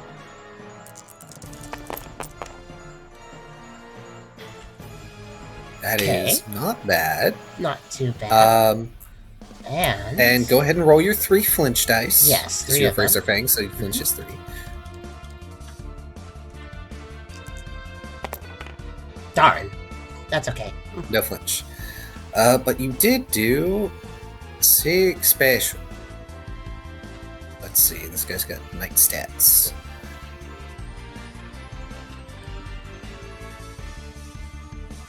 Is it enough to stagger the grip? So you do impact the arm. Unfortunately, their grip is literal iron. but they turn their head slowly, taking notice of you. Oh, I see. Well then, this is a pickle. And y'all can roll for initiative.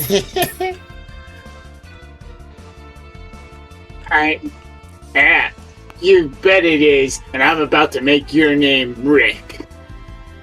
Tucker gives him a big rally sneer, probably, as he talks. Okay. Let's see. You what should that have is. accepted my gift.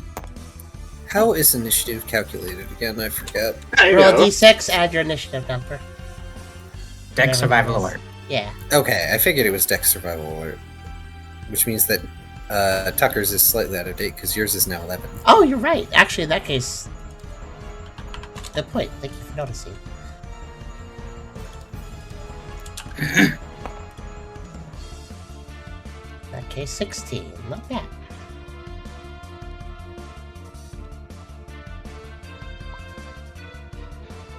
Ink. Ah.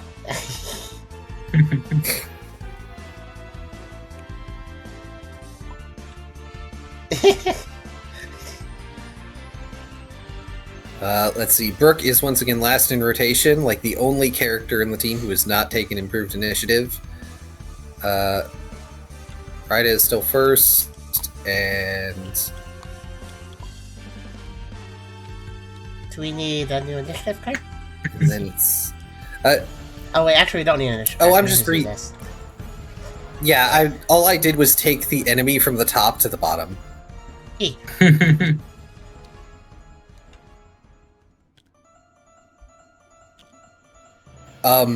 Which means that, Ryda, you get to go first. You are currently very grappled, unfortunately.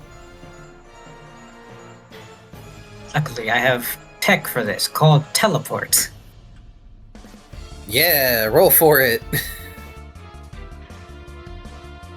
Alright, special fight channel.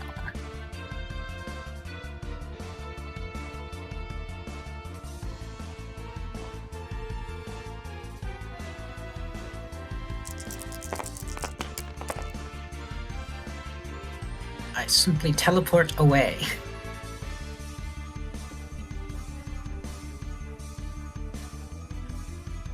Seven.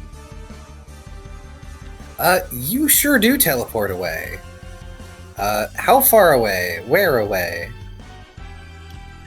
Considering there's a whole group of people, I'm gonna go a bit back and let some of the more beefy mons stay in close, so out of reach of him.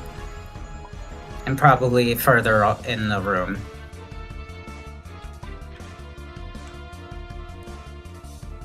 Because Tetsu I used have it ranged theoretically, attacks. You could attempt to teleport him into the floor, yes, but that would be difficult to manage without also hurting yourself in the process. Any empty cells?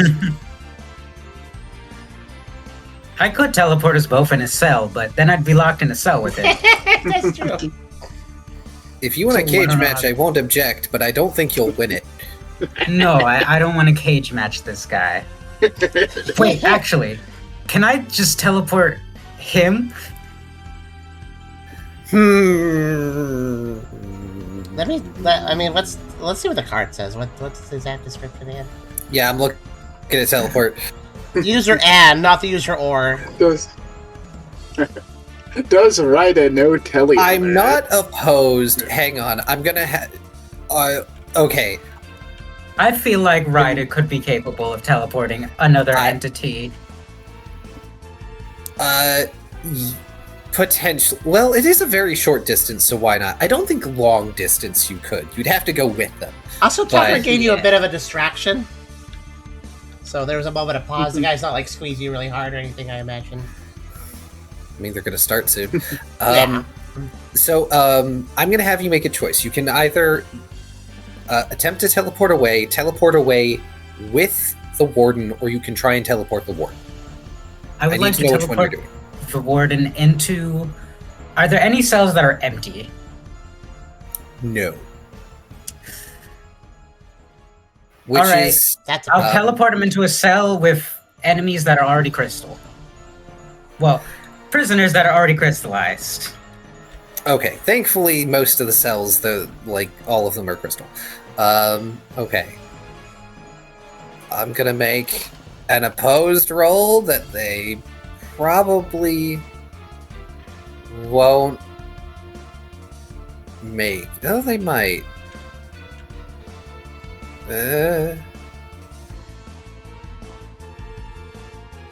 It's just moving him slightly further. Because at least if he's in the cell, it gives us a turn delay for him to have to break out, right? Yeah. He sure doesn't make it. Okay. He is now in cell. We're gonna say cell 5, so the middle right cell.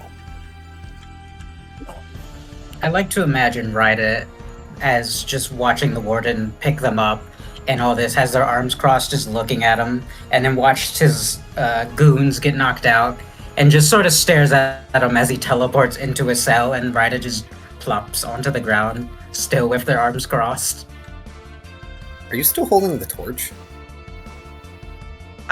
I figured that it would probably be dropped or put down after they were grabbed. Okay. I assumed, but I figured I should ask. Yeah. Yeah, the Warden is now in cell 5. And they take a brief moment to look around like, this trick. Wait, the people have done this trick before? the prisoners in the cell, the prisoners in the cell are just absolutely terrified of this Golurk. They have pressed themselves into the furthest corners of the cell away from this creature. Ryda, what else would you like to do? Ryda will look towards the Warden and just ask, well, sort of express, it's not too late to surrender now.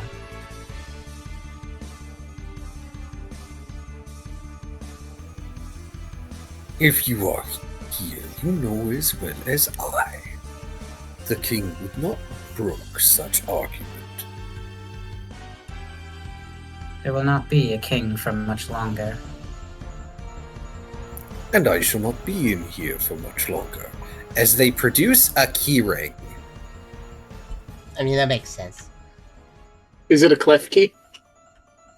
Hey, so I'd like to use Psychic on the keyring to bend it. Or, no, actually, I'm gonna yoink the keys out of his hands. Go ahead and roll Psychic. I'm gonna roll his grapple. Just imagine the people on this side. What kind of heroes are these? Dex fight channel. I don't think I'm gonna win this, but it'll be funny if it works. And You have a chance. Just fucking telegraph the keys from his hand. 9 dice. You have to get at least all but you have to get 7. Unfortunately not. Even with your lucky chant making that a 5, unfortunately not. They managed to keep a firm grip on their keyring, which is very thick. Like, the keys and the keyring themselves are quite hefty, probably because this Warden has fat fingers.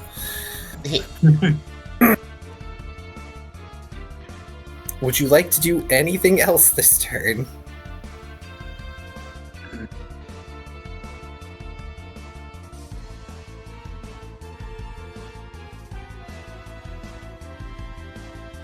I think I'm gonna hold for now.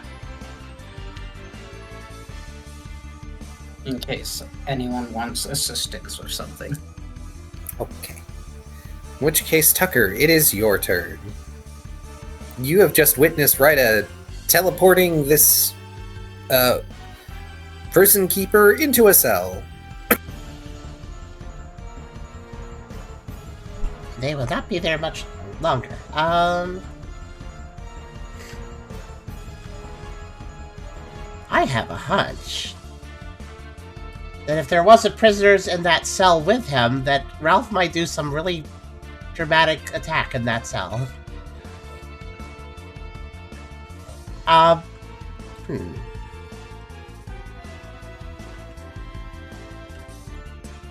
Could pull them out of there. You know what? I'll ask Tubby. Tubby, what would Ralph do if there was nobody in that cell before the Warden got out of it? Ralph is down for a cage match. Actually, that could be done. All right, you know what? Sure. Tucker will note that the ward is trying to get out of there, and we'll go ahead and this is kind of dangerous for Tucker, but this is fine. Seeing that Ralph is quite eager to roughhouse a bit, he's kind of obvious about that. Tucker will wordlessly go over to Ralph, grab him, and do a shadow sneak. Assuming, of course, that I assume that cell has enough shadows for this. Yes. Okay. Yeah, that's what's going to happen. Hopefully I don't get a 0. It's going to be a bit cramped, considering the Warden's a bit big, Ralph's a bit big, and there's already 2 prisoners in there, so... Yeah, if they could hold on around, I could probably shadow sneak them out afterwards, but... this is gonna be chaotic, but this is something Ralph will enjoy. Alright, Dex Survival Stealth? Yes, please. We really did just decide, let's turn this into a cage fight. I joked about the cage match earlier. I didn't think you'd actually make it a cage match. Alright, you were able to pull yourself and Ralph through the shadows into cell 5. Tucker will back up in front of the other 2 prisoners, acting as a bit of a defense for them. Tucker will... would you like to use that as a cover an ally action? I would, actually. Oh no, I'm sorry, Kyrio. I hope you're okay now. Yeah, let's do cover an ally. Alright. You are covering an ally on the prisoners. Okay, does that count as a... Wait, hold on. That literally requires no rolls, so I may as well ask. Does that give me an action penalty using it? Yes, but only because you will automatically be considered covering both prisoners if something happens. Alright, in that case, before I do cover an ally, I'd like to do one other thing. Okay. I will do a... Tucker will do a howl. This will both get the Warden's attention to, hey, guess who's in the cell with you? But also to increase Ralph's strength, if possible. Howl increases your strength. Oh yeah, it does. Okay. I guess I would have to use... Yeah, I'd have to use Blossom Dark, but I can't right now. Or can I? I can. It's all... No, it is not a field attack move. What's that mean again? You see the little red icon that says all? Yeah.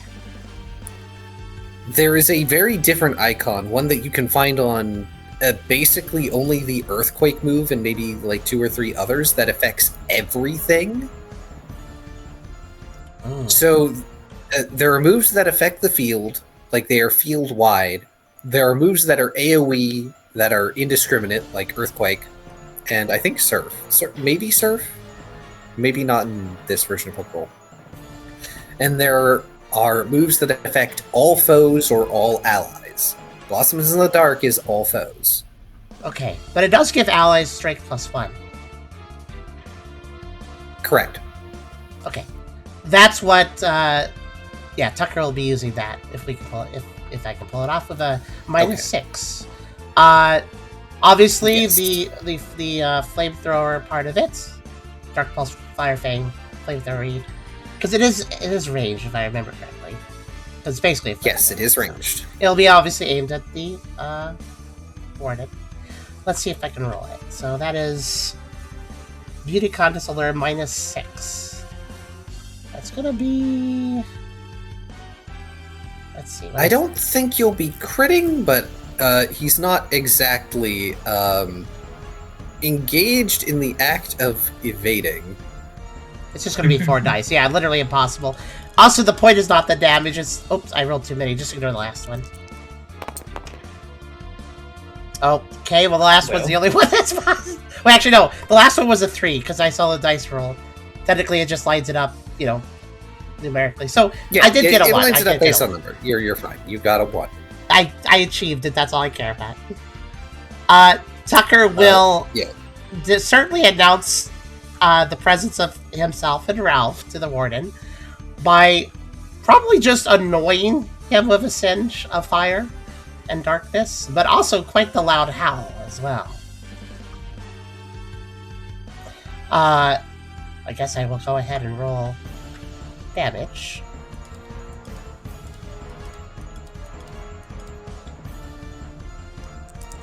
Oh, I just realized I forgot a wide lens on the other one, but whatever, it doesn't really matter. It's fine, you hit. And... let's see, 5... unfortunately, none of these are super effective against ground, but you do get to roll a flinch die. Oh, yeah, and also 2 burn die, technically. So Yes, here's a burn. 2 die. for- Burn 1. That's burn. And... Oh, I actually got the burn. Burn! And flinch. Burn 1, excellent. Did not get the flinch. No flinch, but burn 1! Burn 1. You inflict 1 point of damage at the end of each round. Fire-type Pokemon are immune. I'm annoying. And at the end of each round, they roll Vitality -2, and every success reduces 1 point of damage. E. And he can try and stop, drop, and roll. I don't think he's going to do that. And everybody gets a strength +1. Yep. Yes. I should note, this is the first time. This puts me at fucking 10 on top of the belly drum. Belly Drum is a buff. I did not believe you had Belly Drum up still. Did I not? When did you belly? I do remember you belly drumming semi recently. But Oh, did he?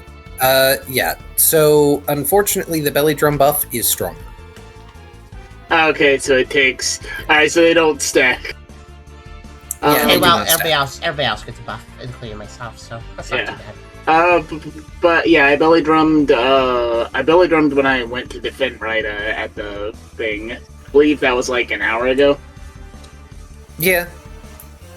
So, I'm just gonna leave that +3 strength there until, like, something gets rid of that.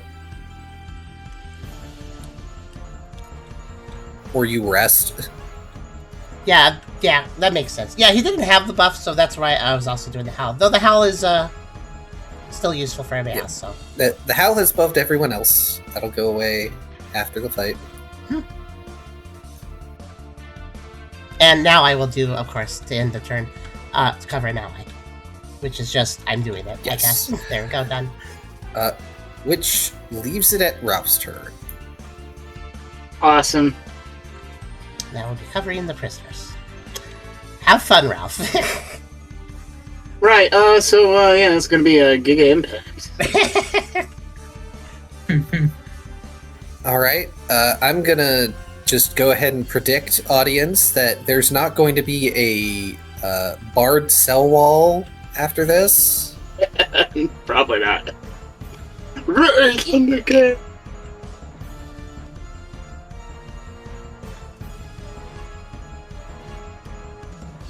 And this is why cover an ally was being active. It wasn't to protect them against the Warden, it was to protect them against Ralph.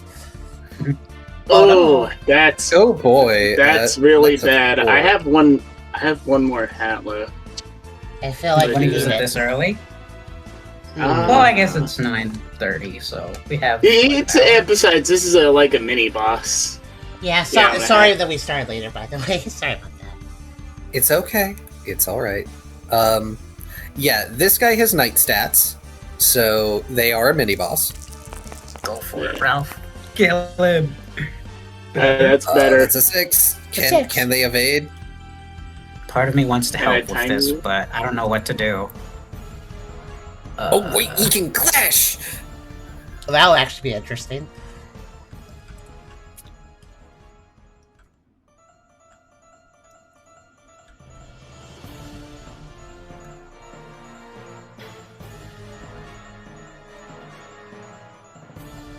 He'll try and clash you with his mace. Ooh. Oh!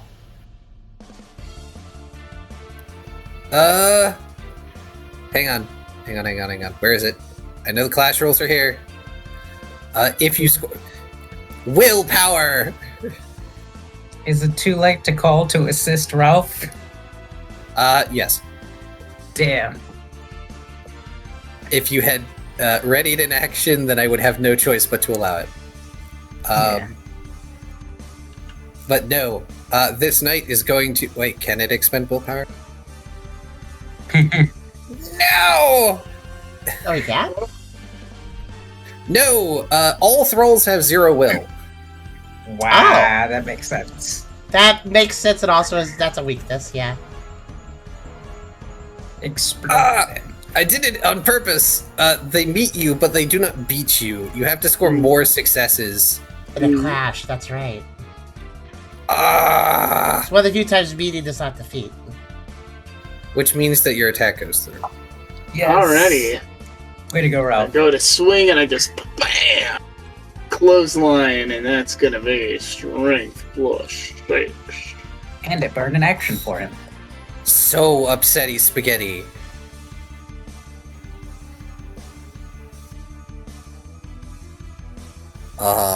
Demolish this living armor for me, Ralph, please.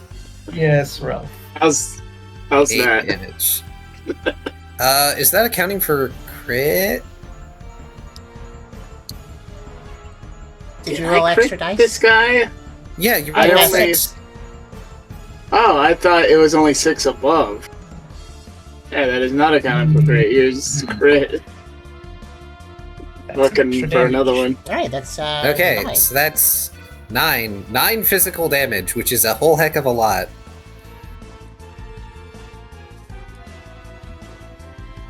As I have to double check their stats.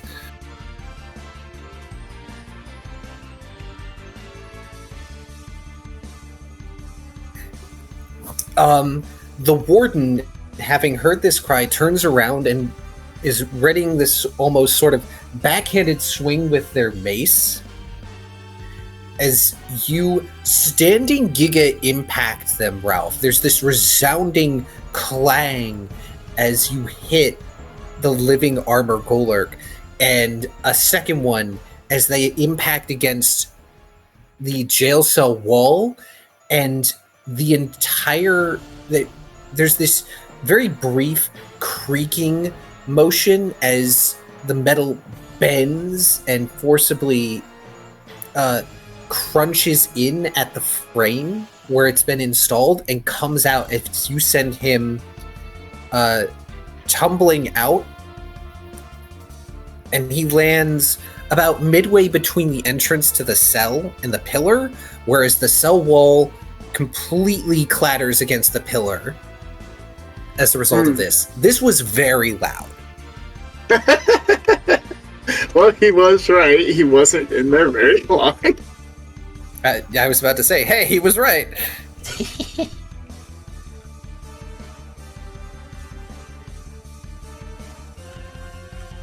Is he still moving? Oh, yeah. Okay. Yeah, he's already picking himself up. Alright, then body slam. Dex fight raw -4 because Giga Impact actually eats 2 actions. Oh, it does? Oh, it does. It does. Yeah, his Yeah, recharge. it's very powerful, yeah. Okay, that's another crit. I'm gonna, for my second trick, I'm gonna do it again. Shoot.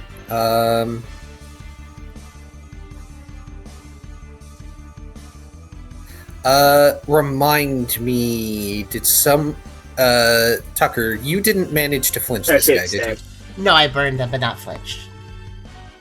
Okay. No step. No, it was the guard that got flinched. Right. Yeah. Just making sure I have everything straight. Mhm.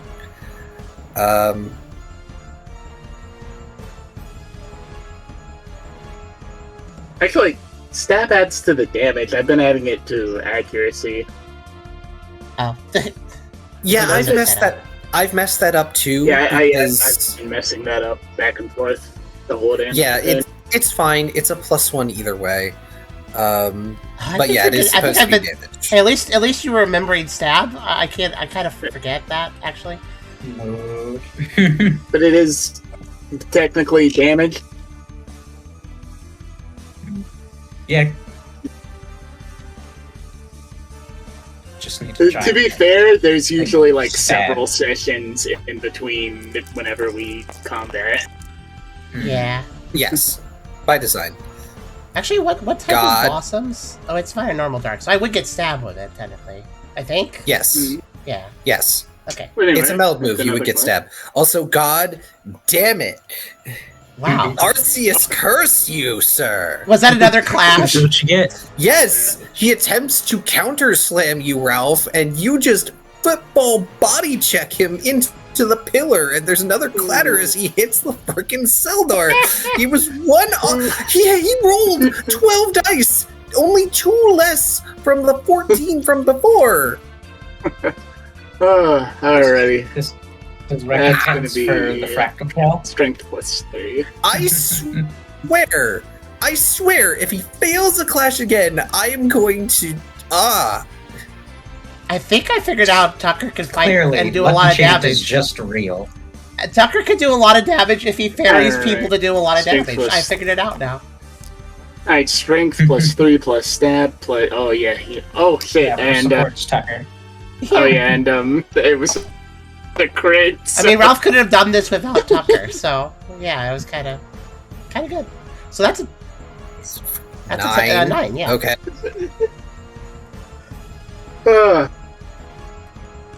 And Yeah, he's starting to look a bit battered. Pieces No of the parallels. armor are like rattling about. They're not as firmly set in place now. And there's like heavy denting in the main breastplate area. Oh, and since Tucker was covering an alley, did any of this destruction like end up hitting him? No, Okay. thankfully not. The worst of it is like around the edges of the cell where the metal frame for the wall and door was set in, like crumbled and came apart, but nothing major like a cave-in or a blockage. Just bits of debris. You and the prisoners are fine, thank goodness. Good. Oh my gosh. Mhm. All right. And he's still moving. Yeah, he's still up. Also, as a reminder, you do have a weapon. Yeah. I was just looking at that strength fight brawl. So just to remind everyone, one of the advantages of weapons is that you can use them multiple times in the same turn. Kind of like a successive move. I didn't know that. Interesting. Yeah, because I was It's the way- thinking while It's he was the way down. I run it. Yeah. It's the way I am going to run it. I may not be being consistent at the moment, but I will allow it, especially because I've had a couple bosses do that now, and y'all are kind of at that level. I mean, it's fair, right? Because it doesn't give you can't like get stabbed with a weapon, so it has like some drawbacks. So Yeah. it Yeah, you can't also get stabbed having- with a weapon, and I don't believe I would allow you to necessarily clash with a weapon multiple times, but you can use it to attack multiple times if you want. Alright, so it's strength fight brawl, and that's -6. So. Alright, so that's still 12. And you have to roll your +3, right, for your strength. Yeah, I have. Yeah. So that's still a good. Alright, so strength fight brawl -3. Still a Goodness crit. gracious.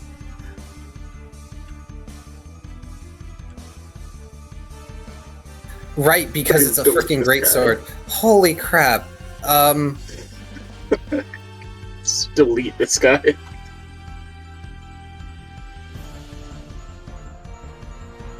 Good grief. Can he? Can he? 7? No, not even a set. Not even No, close. not even close. It was all 3 6s. Like they're right. at this point, they're bringing up their mace to try and defend against what you are doing, and it is not going to work. As they begin coating the mace in like this crystal covering, trying to turn it into a shield against you. Holy crap, that's a lot of ones. That's still 5. Not as Like, impressive two the other sets of wins in rolls, but there. who cares at this point? Like, yeah. Actually, wait, the ones don't count on damage rolls, so that's 6. Oh, yeah. 6. Also has knockback 1. What does that mean? In the cases of like map combat, when he hits with the Reaver, he knocks back the enemy 1 space. Oh, right. So if Ralph ever wants space for any reason, he can use that. Or if he wants to give someone else space, he can use that. And if Ralph wants to, and he wants to spend actions on additional movements, he can keep doing that. You know, Hydra, there's something extremely powerful about us having abilities where we could just reposition the other party members without them having any action penalties. Mm-hmm. Yes, Yep. tactics is powerful. Tactics are powerful. Combining attacks is powerful. I'm glad that The power Like- of teamwork. Ralph and Tucker didn't combine an attack because they could have gotten past so much defense. We should so- call that move the Shadow Drop. So, Ralph, you swing the Reaver down and it breaks through this crystal barrier the Warden's trying to put up, and you slice through the mace, but the cut you make is shallow. Unfortunately, they are still an active participant in this fight, but they have lost their weapon, and they're struggling to keep themselves together. See, I'm 4 actions in.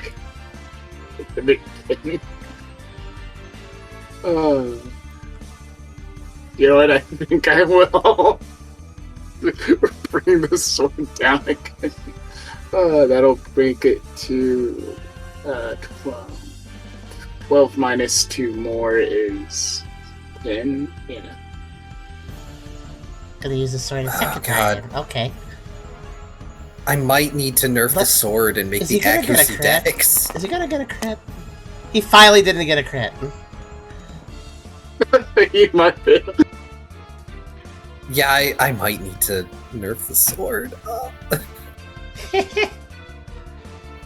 Or rescind what I just said minutes ago. About being able to multi-swing weapons. The audience seeing in real time the storytellers were he can't even evade! See, the other All reason that the other reason Shadow Sneaking Ralph and Selm was such a good idea is that Clash was like the only thing he really could do. I am standing up to stretch. Everybody stand up and stretch. Gosh Okay, darn I'll it. stand up. I'm getting Okay. a Tums.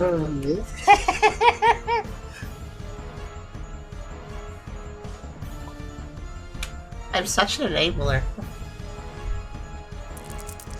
Alright, strength plus 4 again. An okay Still 5. ripping. Nothing wrong with a 5.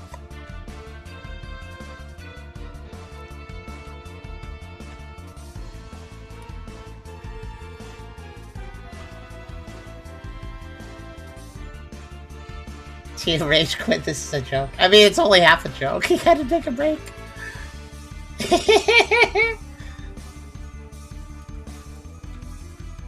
Poor car. I know the feeling of having an encounter planned, and you're like, oh, this should be a decent challenge, and then the party comes along and just defeats it within like minutes, and you're just like, well, there goes all that out the window. And this is largely my fault too, because I was the one that listened most to when he just offhandedly said, like, played him in a Car's cage match comment stuck with me.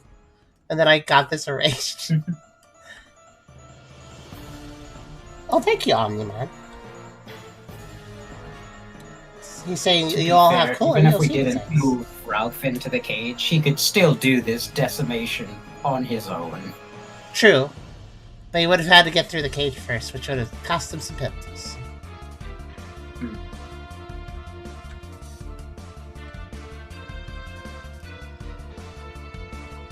You once played a boss. Venom Man says I once played a boss for a whole month and my players defeated in one turn. Yeah, I know that feeling.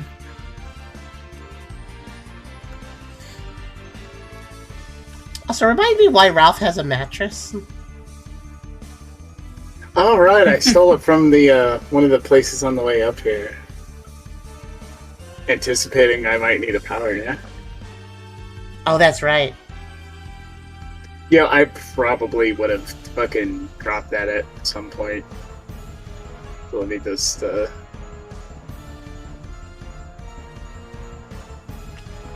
yeah. Yeah, I probably didn't take that with me past the wall. Fair enough.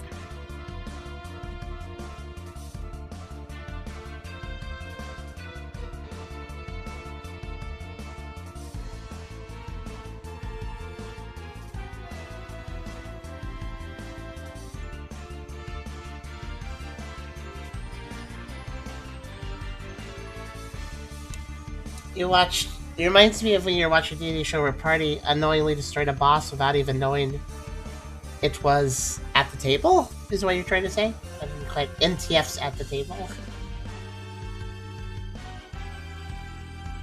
It was at the table?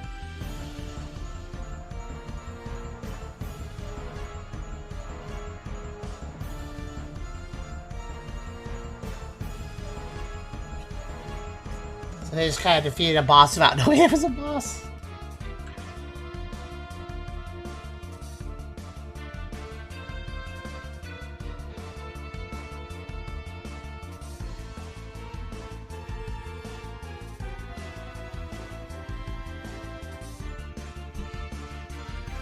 All right. Hello. Is everyone back? I'm not sure. Full disclosure, I'm not actually upset or anything. It's just insane that this mid-boss has failed at every turn. You're needing a break. Elicited some responses from the audience that also did DMing. I like Banana Man's comment. Alright, you put it late. So, there is nothing wrong with a boss being one-rounded. Unless it's a matter of extreme imbalance. Because it can always be the SD planned it out poorly, like they, or, you know, the rolls just were in the party's favor, such as in this case, and like, wow, that is impressive. Zolet's comment. They laid out ball bearings and the boss rolled poorly and slipped and fell down the ship and drowned. That's like the best thing ever.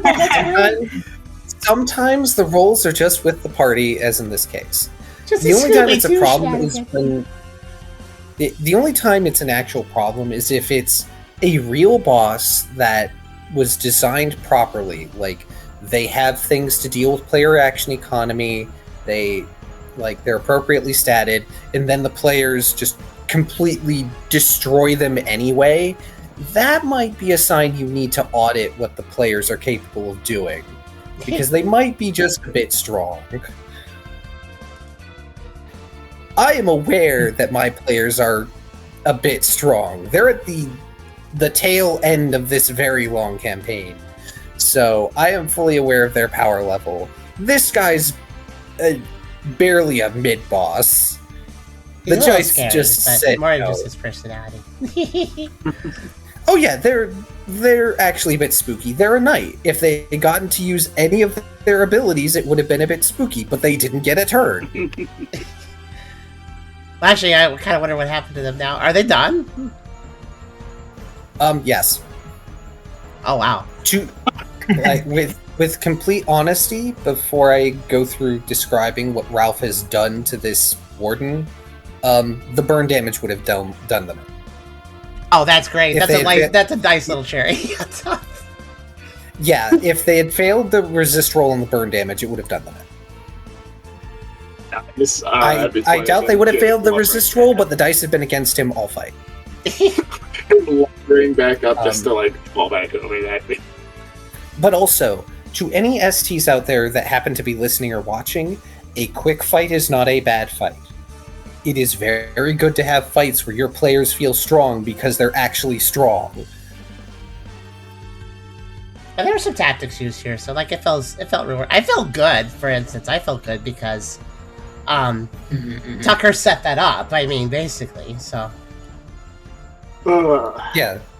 Y'all absolutely could have just left him in the cell and done other prep or done anything else. You guys did the way you did it. But Tucker wouldn't want him, like, even if he couldn't get out of the cell, is like, what about those prisoners that you could maybe do something terrible I mean, he to wasn't them? paying attention to the prisoners. The prisoners were not the object of their attention at the moment. They were going to leave the cell and be like, all right, I'm going to get out of here, and then I'm going to deal with this. Yeah. You ain't dealing with nothing. I'd like to just state the really funny POV from the prisoners' perspective of just, hey, we're terrified of this warden who's been doing terrible things to us. Then these strangers come along out of nowhere. The warden shows up, they teleport him into the cell with us, and then absolutely beat the crap out of him until he goes unconscious. Yes. Just to cap off this combat, so we finish it. Ralph, you bring the Reaver down again. They have nothing to defend against you with. They try to roll out of the way, and you manage to catch them, and they just slump with a low metallic rumble on the floor. Their pieces all sort of come mildly disconnected, but they're held together by like the internal straps and rivets and things in places where they would be. You don't think that you have killed this guy. It was not the kind of blow that would have like ended someone. You've seen and done that sort of thing, but he's down for the count. The crystals have dimmed. He ain't gonna be getting up anymore. We can move back to D117. That is fair. Wipe the sweat from my brow. Hey, you think our scouts are back yet?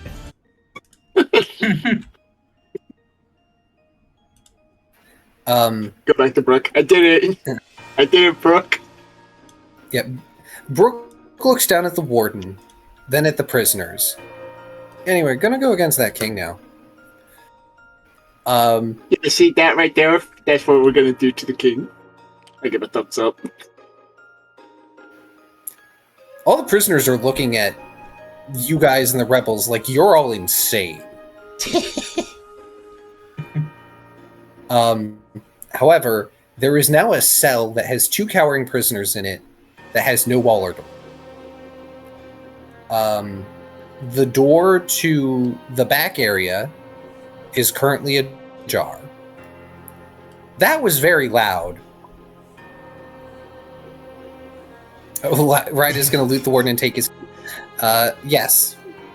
They still have the keys. You are able to take them. It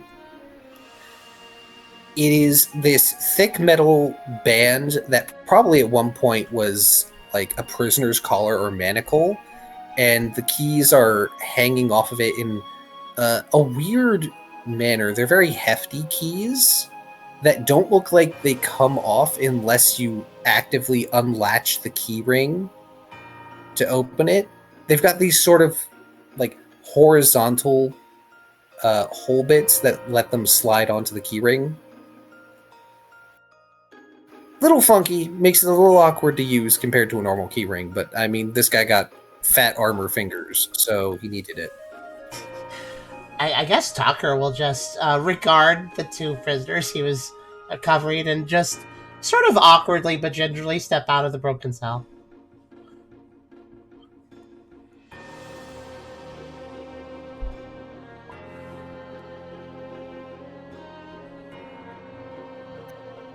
Oh, right, I forgot the fire. Yeah, the mildly on fire living armor, like, the fire dies out very quickly. It no longer on fire.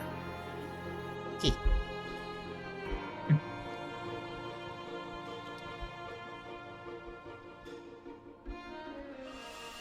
Okay, might as well have someone escort the prisoners back to the cellar. Hold up in there for until things die down, Rook says. Jail safety is no longer a factor. In this case, I will let the group choose how many rebels you want to escort the prisoners. The maximum number to escort them will be, we'll say 6, 1 for each cell.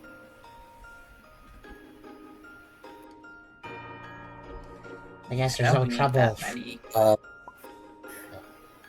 You all currently have 38 to spend because 2 were sent to scout. Yeah, the card down here. Now, you don't have to spend 6. That's just the maximum I'm going to say you can spend on escorting prisoners. And I will say that since they're going to wait in the cellar, they will also double as guarding the back entrance to the cellar that you went through.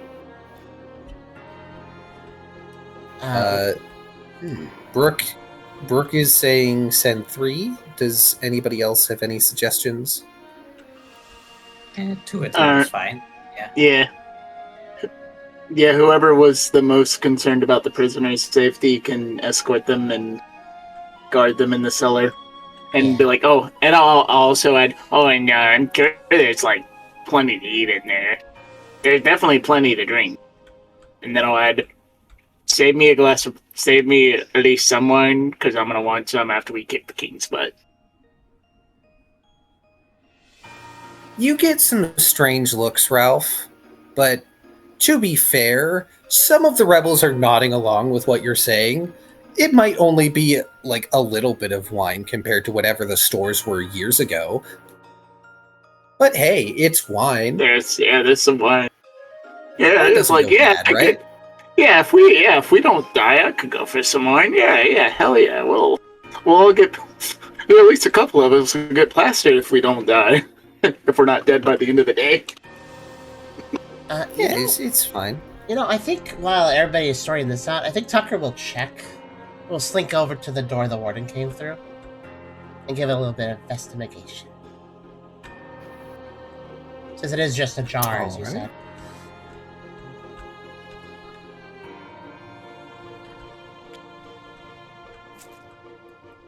Put that away. I assume Ryda's going around and locking the cells. Yeah. Since they took the keys. So Tucker, you go to the door. It's a hefty door.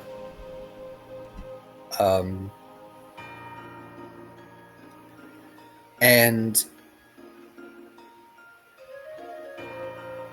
it appears to lead into, let's see here. Let me shuffle and bring out a tile. Oh, I don't want that tile. Save that for another way up. No. Only one way up from here. Okay, that's what I figured. It appears to lead to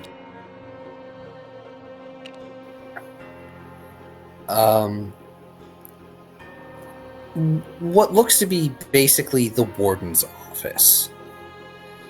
It's not much of an office in the way you know them, as it's still this sort of enclosed stone space, but it's still fairly spacious, maybe about half as large as the open space in the dungeon room proper, which is a decent amount of space. And instead of like a desk, there's an armor stand up against the back of the wall.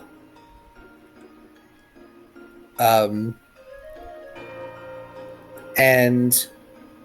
there's what appears to be like something akin to cabinets off to one side, and on the other there is some shelves that have a number of knickknacks and things on them, and a couple of scrolls and books.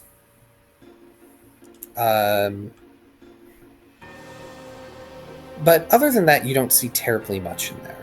At least just peeking through the door like you are. Okay. Seeing as there was mention of basically runic traps, Tucker will not bother to enter the room, but will report over to Brooke that there is a room there and a general description of what is in there, in case Brooke thinks it's worth looking through.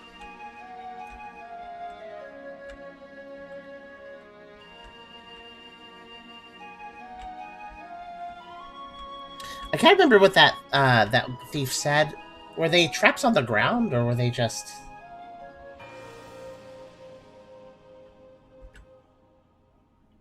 They were like a rune thing. Yeah. Yeah. The one prisoner, hang on, I'll make a little drawing of it. Okay. It wouldn't be unreasonable if the Warden would trap his office, so...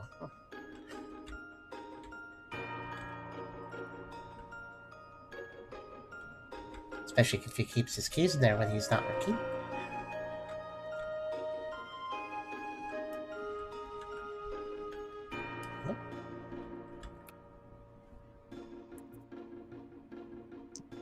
Oh wait, I have straight lines.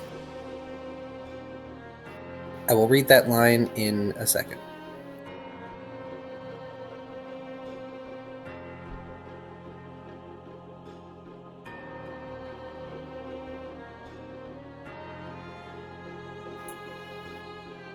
It's supposed to be straight.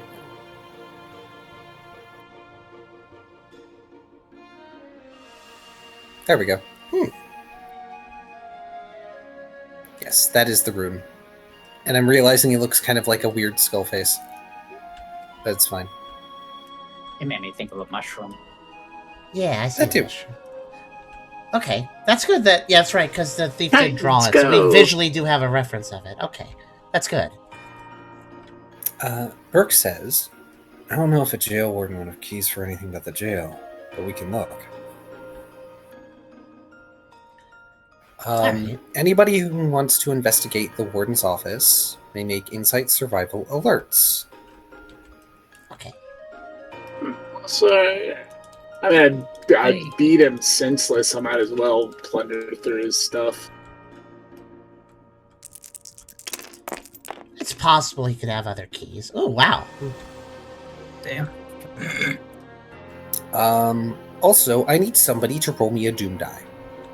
I'll do it. Okay, Since I didn't roll to investigate the warden's office. Percy of 2. Alright. Actually, Ryder, what are you doing, specifically? Well, considering all the commotion that the party just made with Ralph pummeling someone into a pillar over and over again, they were gonna try and keep an eye or ear out for if they notice anyone coming to their position. Oh, in which case, please do give me an insight survival alert. You will make yours at a +2. Okay. Reasonable, because we know there's some guards over there, but it's like, is that far enough away where that noise wouldn't have been a problem? It's hard to I say. was wondering if y'all had forgotten the guards. I didn't. That doom die may become unimportant. Oh, wow. It sure is. It sure do be. Oh, goodness. 2 8s. Wonderful. So, Tucker and Ralph, as you look around the warden's office, clearly the armor stand must be where they rest, given it's sized for them. Jeez, that's where they sleep. That's funny. A little funky and odd, but who are you to judge?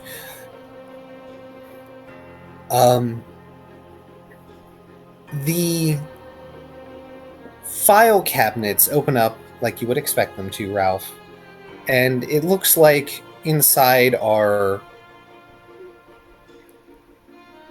written records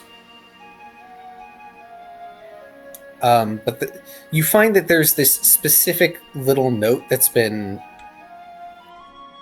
pardon me, put onto the side of the file cabinet bit, saying "Do not open on windy days." And you look over and you see, oh, this office has a window. That, yes, it is a window that has a view of the ocean. So it would make sense that note on the file cabinet is there, because ocean air is not the kindest to documents.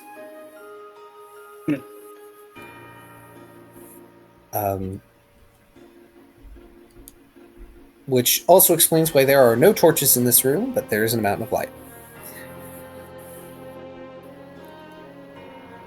But like I said before, the file cabinet files seem to mostly be prisoner records and or correspondence. It would probably take you an hour to sift through everything, possibly more. Yeah, I'm not gonna do that.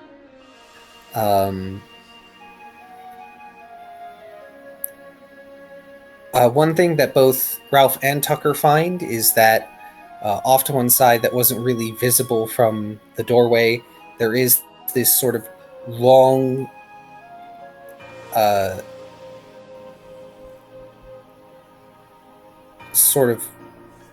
chest that is hunkered down close to the floor.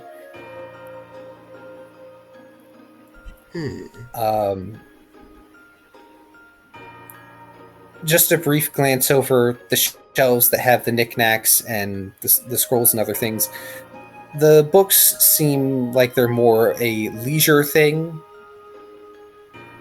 and they are kept in these sort of leather sleeves to protect them from the salt of the ocean air, so that they're still in good condition. Do the scrolls seem to be just correspondence, or...? The scrolls... You open them up? Yeah, a couple. Just to see what they are.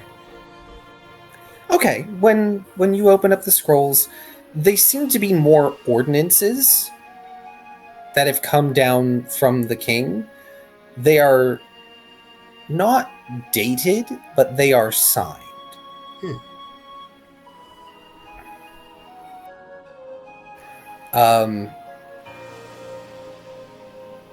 Specifically, they are signed HRMGH.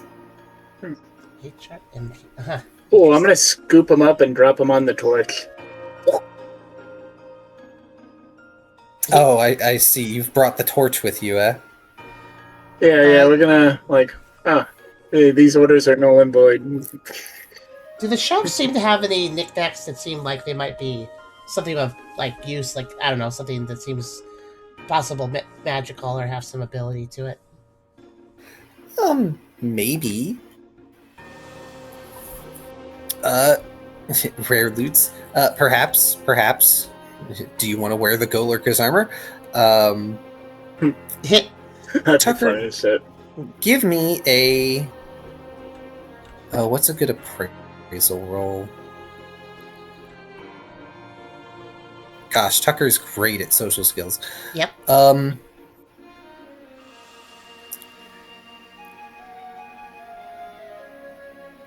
Give me...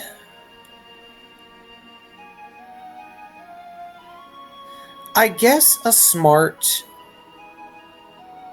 contest... It would have to be a smart contest etiquette, I guess. Seems reasonable. But I will have you do it at a -3. Okay, that's fine. Alright, then. And the reason for this is, since that person mentioned a rune, clearly there's, special magical sort of things going on here, so there might be something useful here. If that is indeed something... Because also, Ralph technically saw a Brixton magician and such, so... Yeah. Could be magical items here.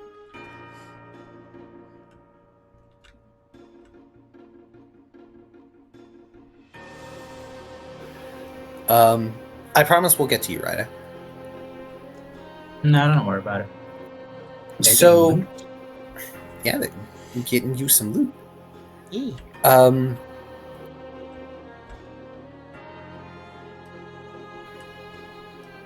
There isn't much on the shelves that are at your basic height, Tucker, that looks super magical. Maybe some things that could be valuable if pawned off. Like, there's what looks to be a shiny sort of like twisting patterned thing. Maybe it was fabric at one point, or some sort of weird plant or insect wing that's been encased in this smooth formed glass that has color tinting at its edges. That could be a valuable art piece, maybe.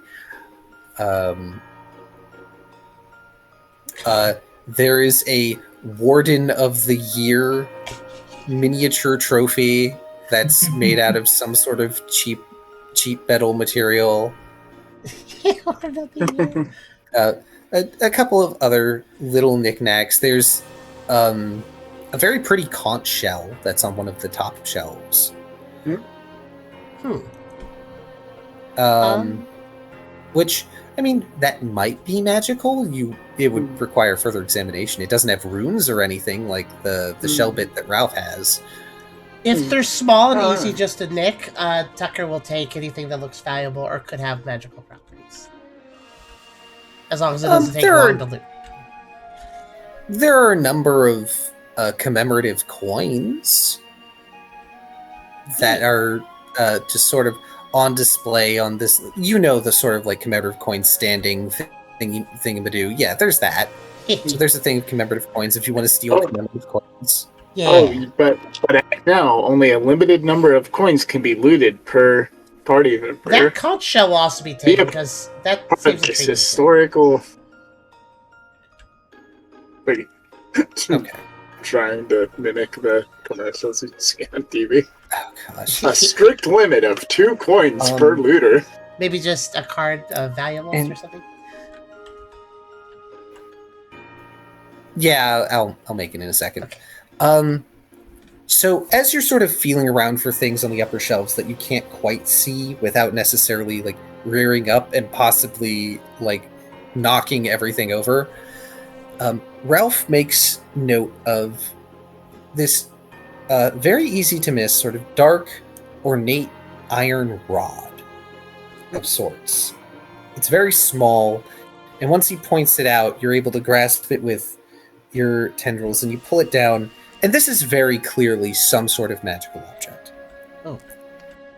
The handles, the handle of it is this hollow thing that's got this nice twisting pattern of bars that make it easy to grip, and the length of the rest of it has these very ornate fine grooves chiseled into it.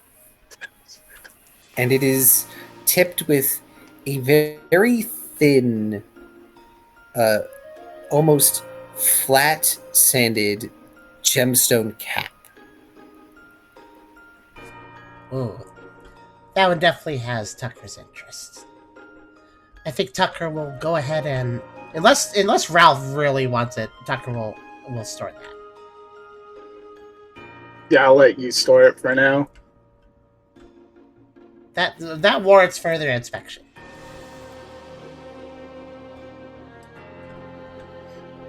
Just not right now. Also, movable rod. Well, we moved it, so probably not. It was not stuck on the shelf. So, I mean, you have to activate an immovable rod before it becomes immovable. I think it's a D&D item. I actually don't know much about it. I assume it just sticks somewhere after you activate it. Oh, I actually have a question for Ryda too to involve them a bit more. Though this is technically DM question too. Does Ryda, the key ring that Ryda has, does it have the same number of keys as there are cells, or are there some other keys? Since Ryda would find that out. answer that after I do Ryda's thing. Okay. Because Ryda has a thing of their own going on. Also, Ryda never lost the fractal shell. Okay. Oh, from the Warden. Yeah, no. Okay, Warden They died. just showed it. He didn't take it. Alright. And did you make me the rod thing too? Or, oh, there it is. Yeah. Doing that now. Oh, sorry.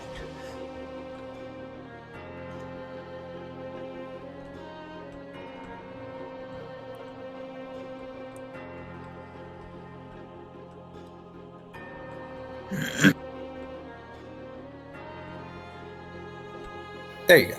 Thank you. Technically, the valuables take up 2 spaces in your inventory. That doesn't matter. You can hold 15 items. I doubt you're going to loot more than 15 items in this dungeon run. But who knows? I'll mark Ryda it has a very... there.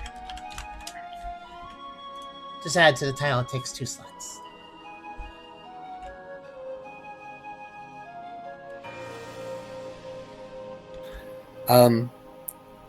Ryda, Yes. you keep an eye and ear out for reinforcements.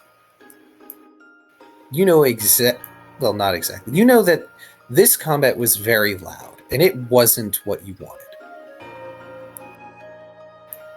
Not exactly the stealthiest sort of thing. And as you're doing that, you sort of lean yourself towards the hall that you came in from. And you can hear the sound of footsteps approaching.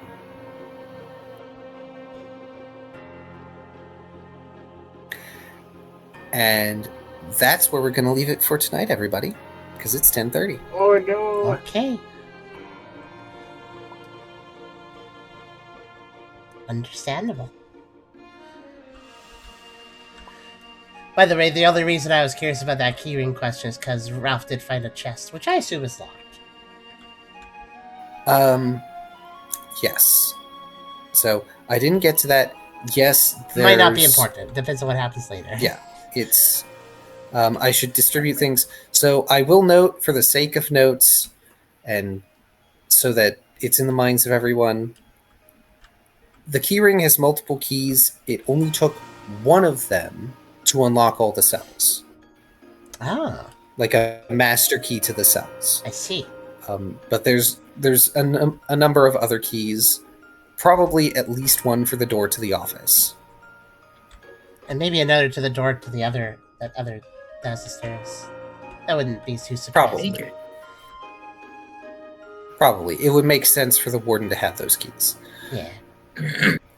But yes, there is the chest that is not yet being investigated. However, everybody take 8 experience. Ooh. Nice. I will add it to Kyrio's sheet. Okay.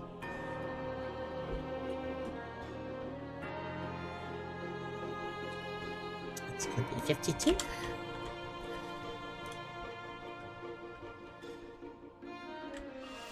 Very good.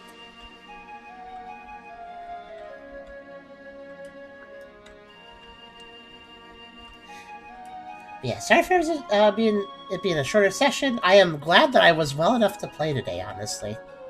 That in itself is a victory. Because if it was yesterday or the day before that, no chance. I recovered faster than I thought I would, actually. Still on the mend, but hopefully soon.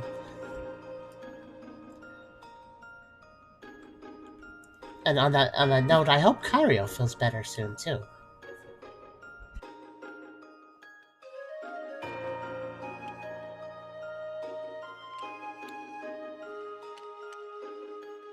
Well, let's see here. I think. Oh my god, the name of this session should be Rage in the Cage. Ha! No. I was thinking just should have accepted the gift.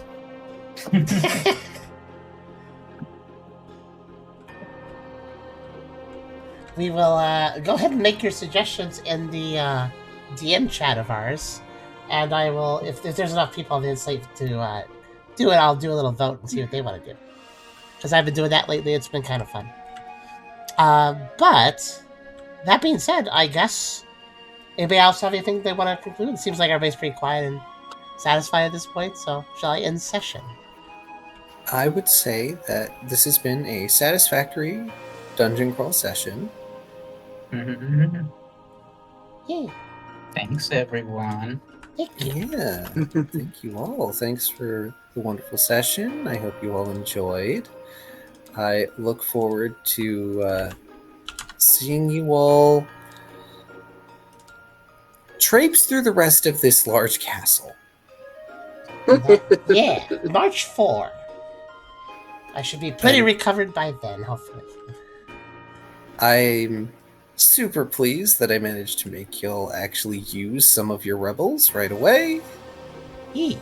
I tried to present you with many opportunities, and you were very reluctant. It's like, I gotta try harder. Those two that are checking the side path, I hope they didn't get caught by whoever's approaching. Like I said, that doom die became irrelevant. But yeah, thank you everybody for the session, and wish me luck. I don't know when my next stream will actually be. Next Pokerole will be, like I said, March 4, I think. But next stream, I'm not sure. I have to play that by ear because unless I'm too sick to go, tomorrow I am going to go get dental surgery and get 4 teeth removed. So that's a bit of that's a lot of stuff being done. So I will be on the mend after that, and I will not be doing streams until I feel like the mouth's all better. So I would recommend looking forward to a stream probably next week. I'll probably be okay next week. But yeah, I hope you guys enjoyed session 161, and just keep an eye out for more streams in the near future. Thanks everybody, and hope to see you again soon. Good night.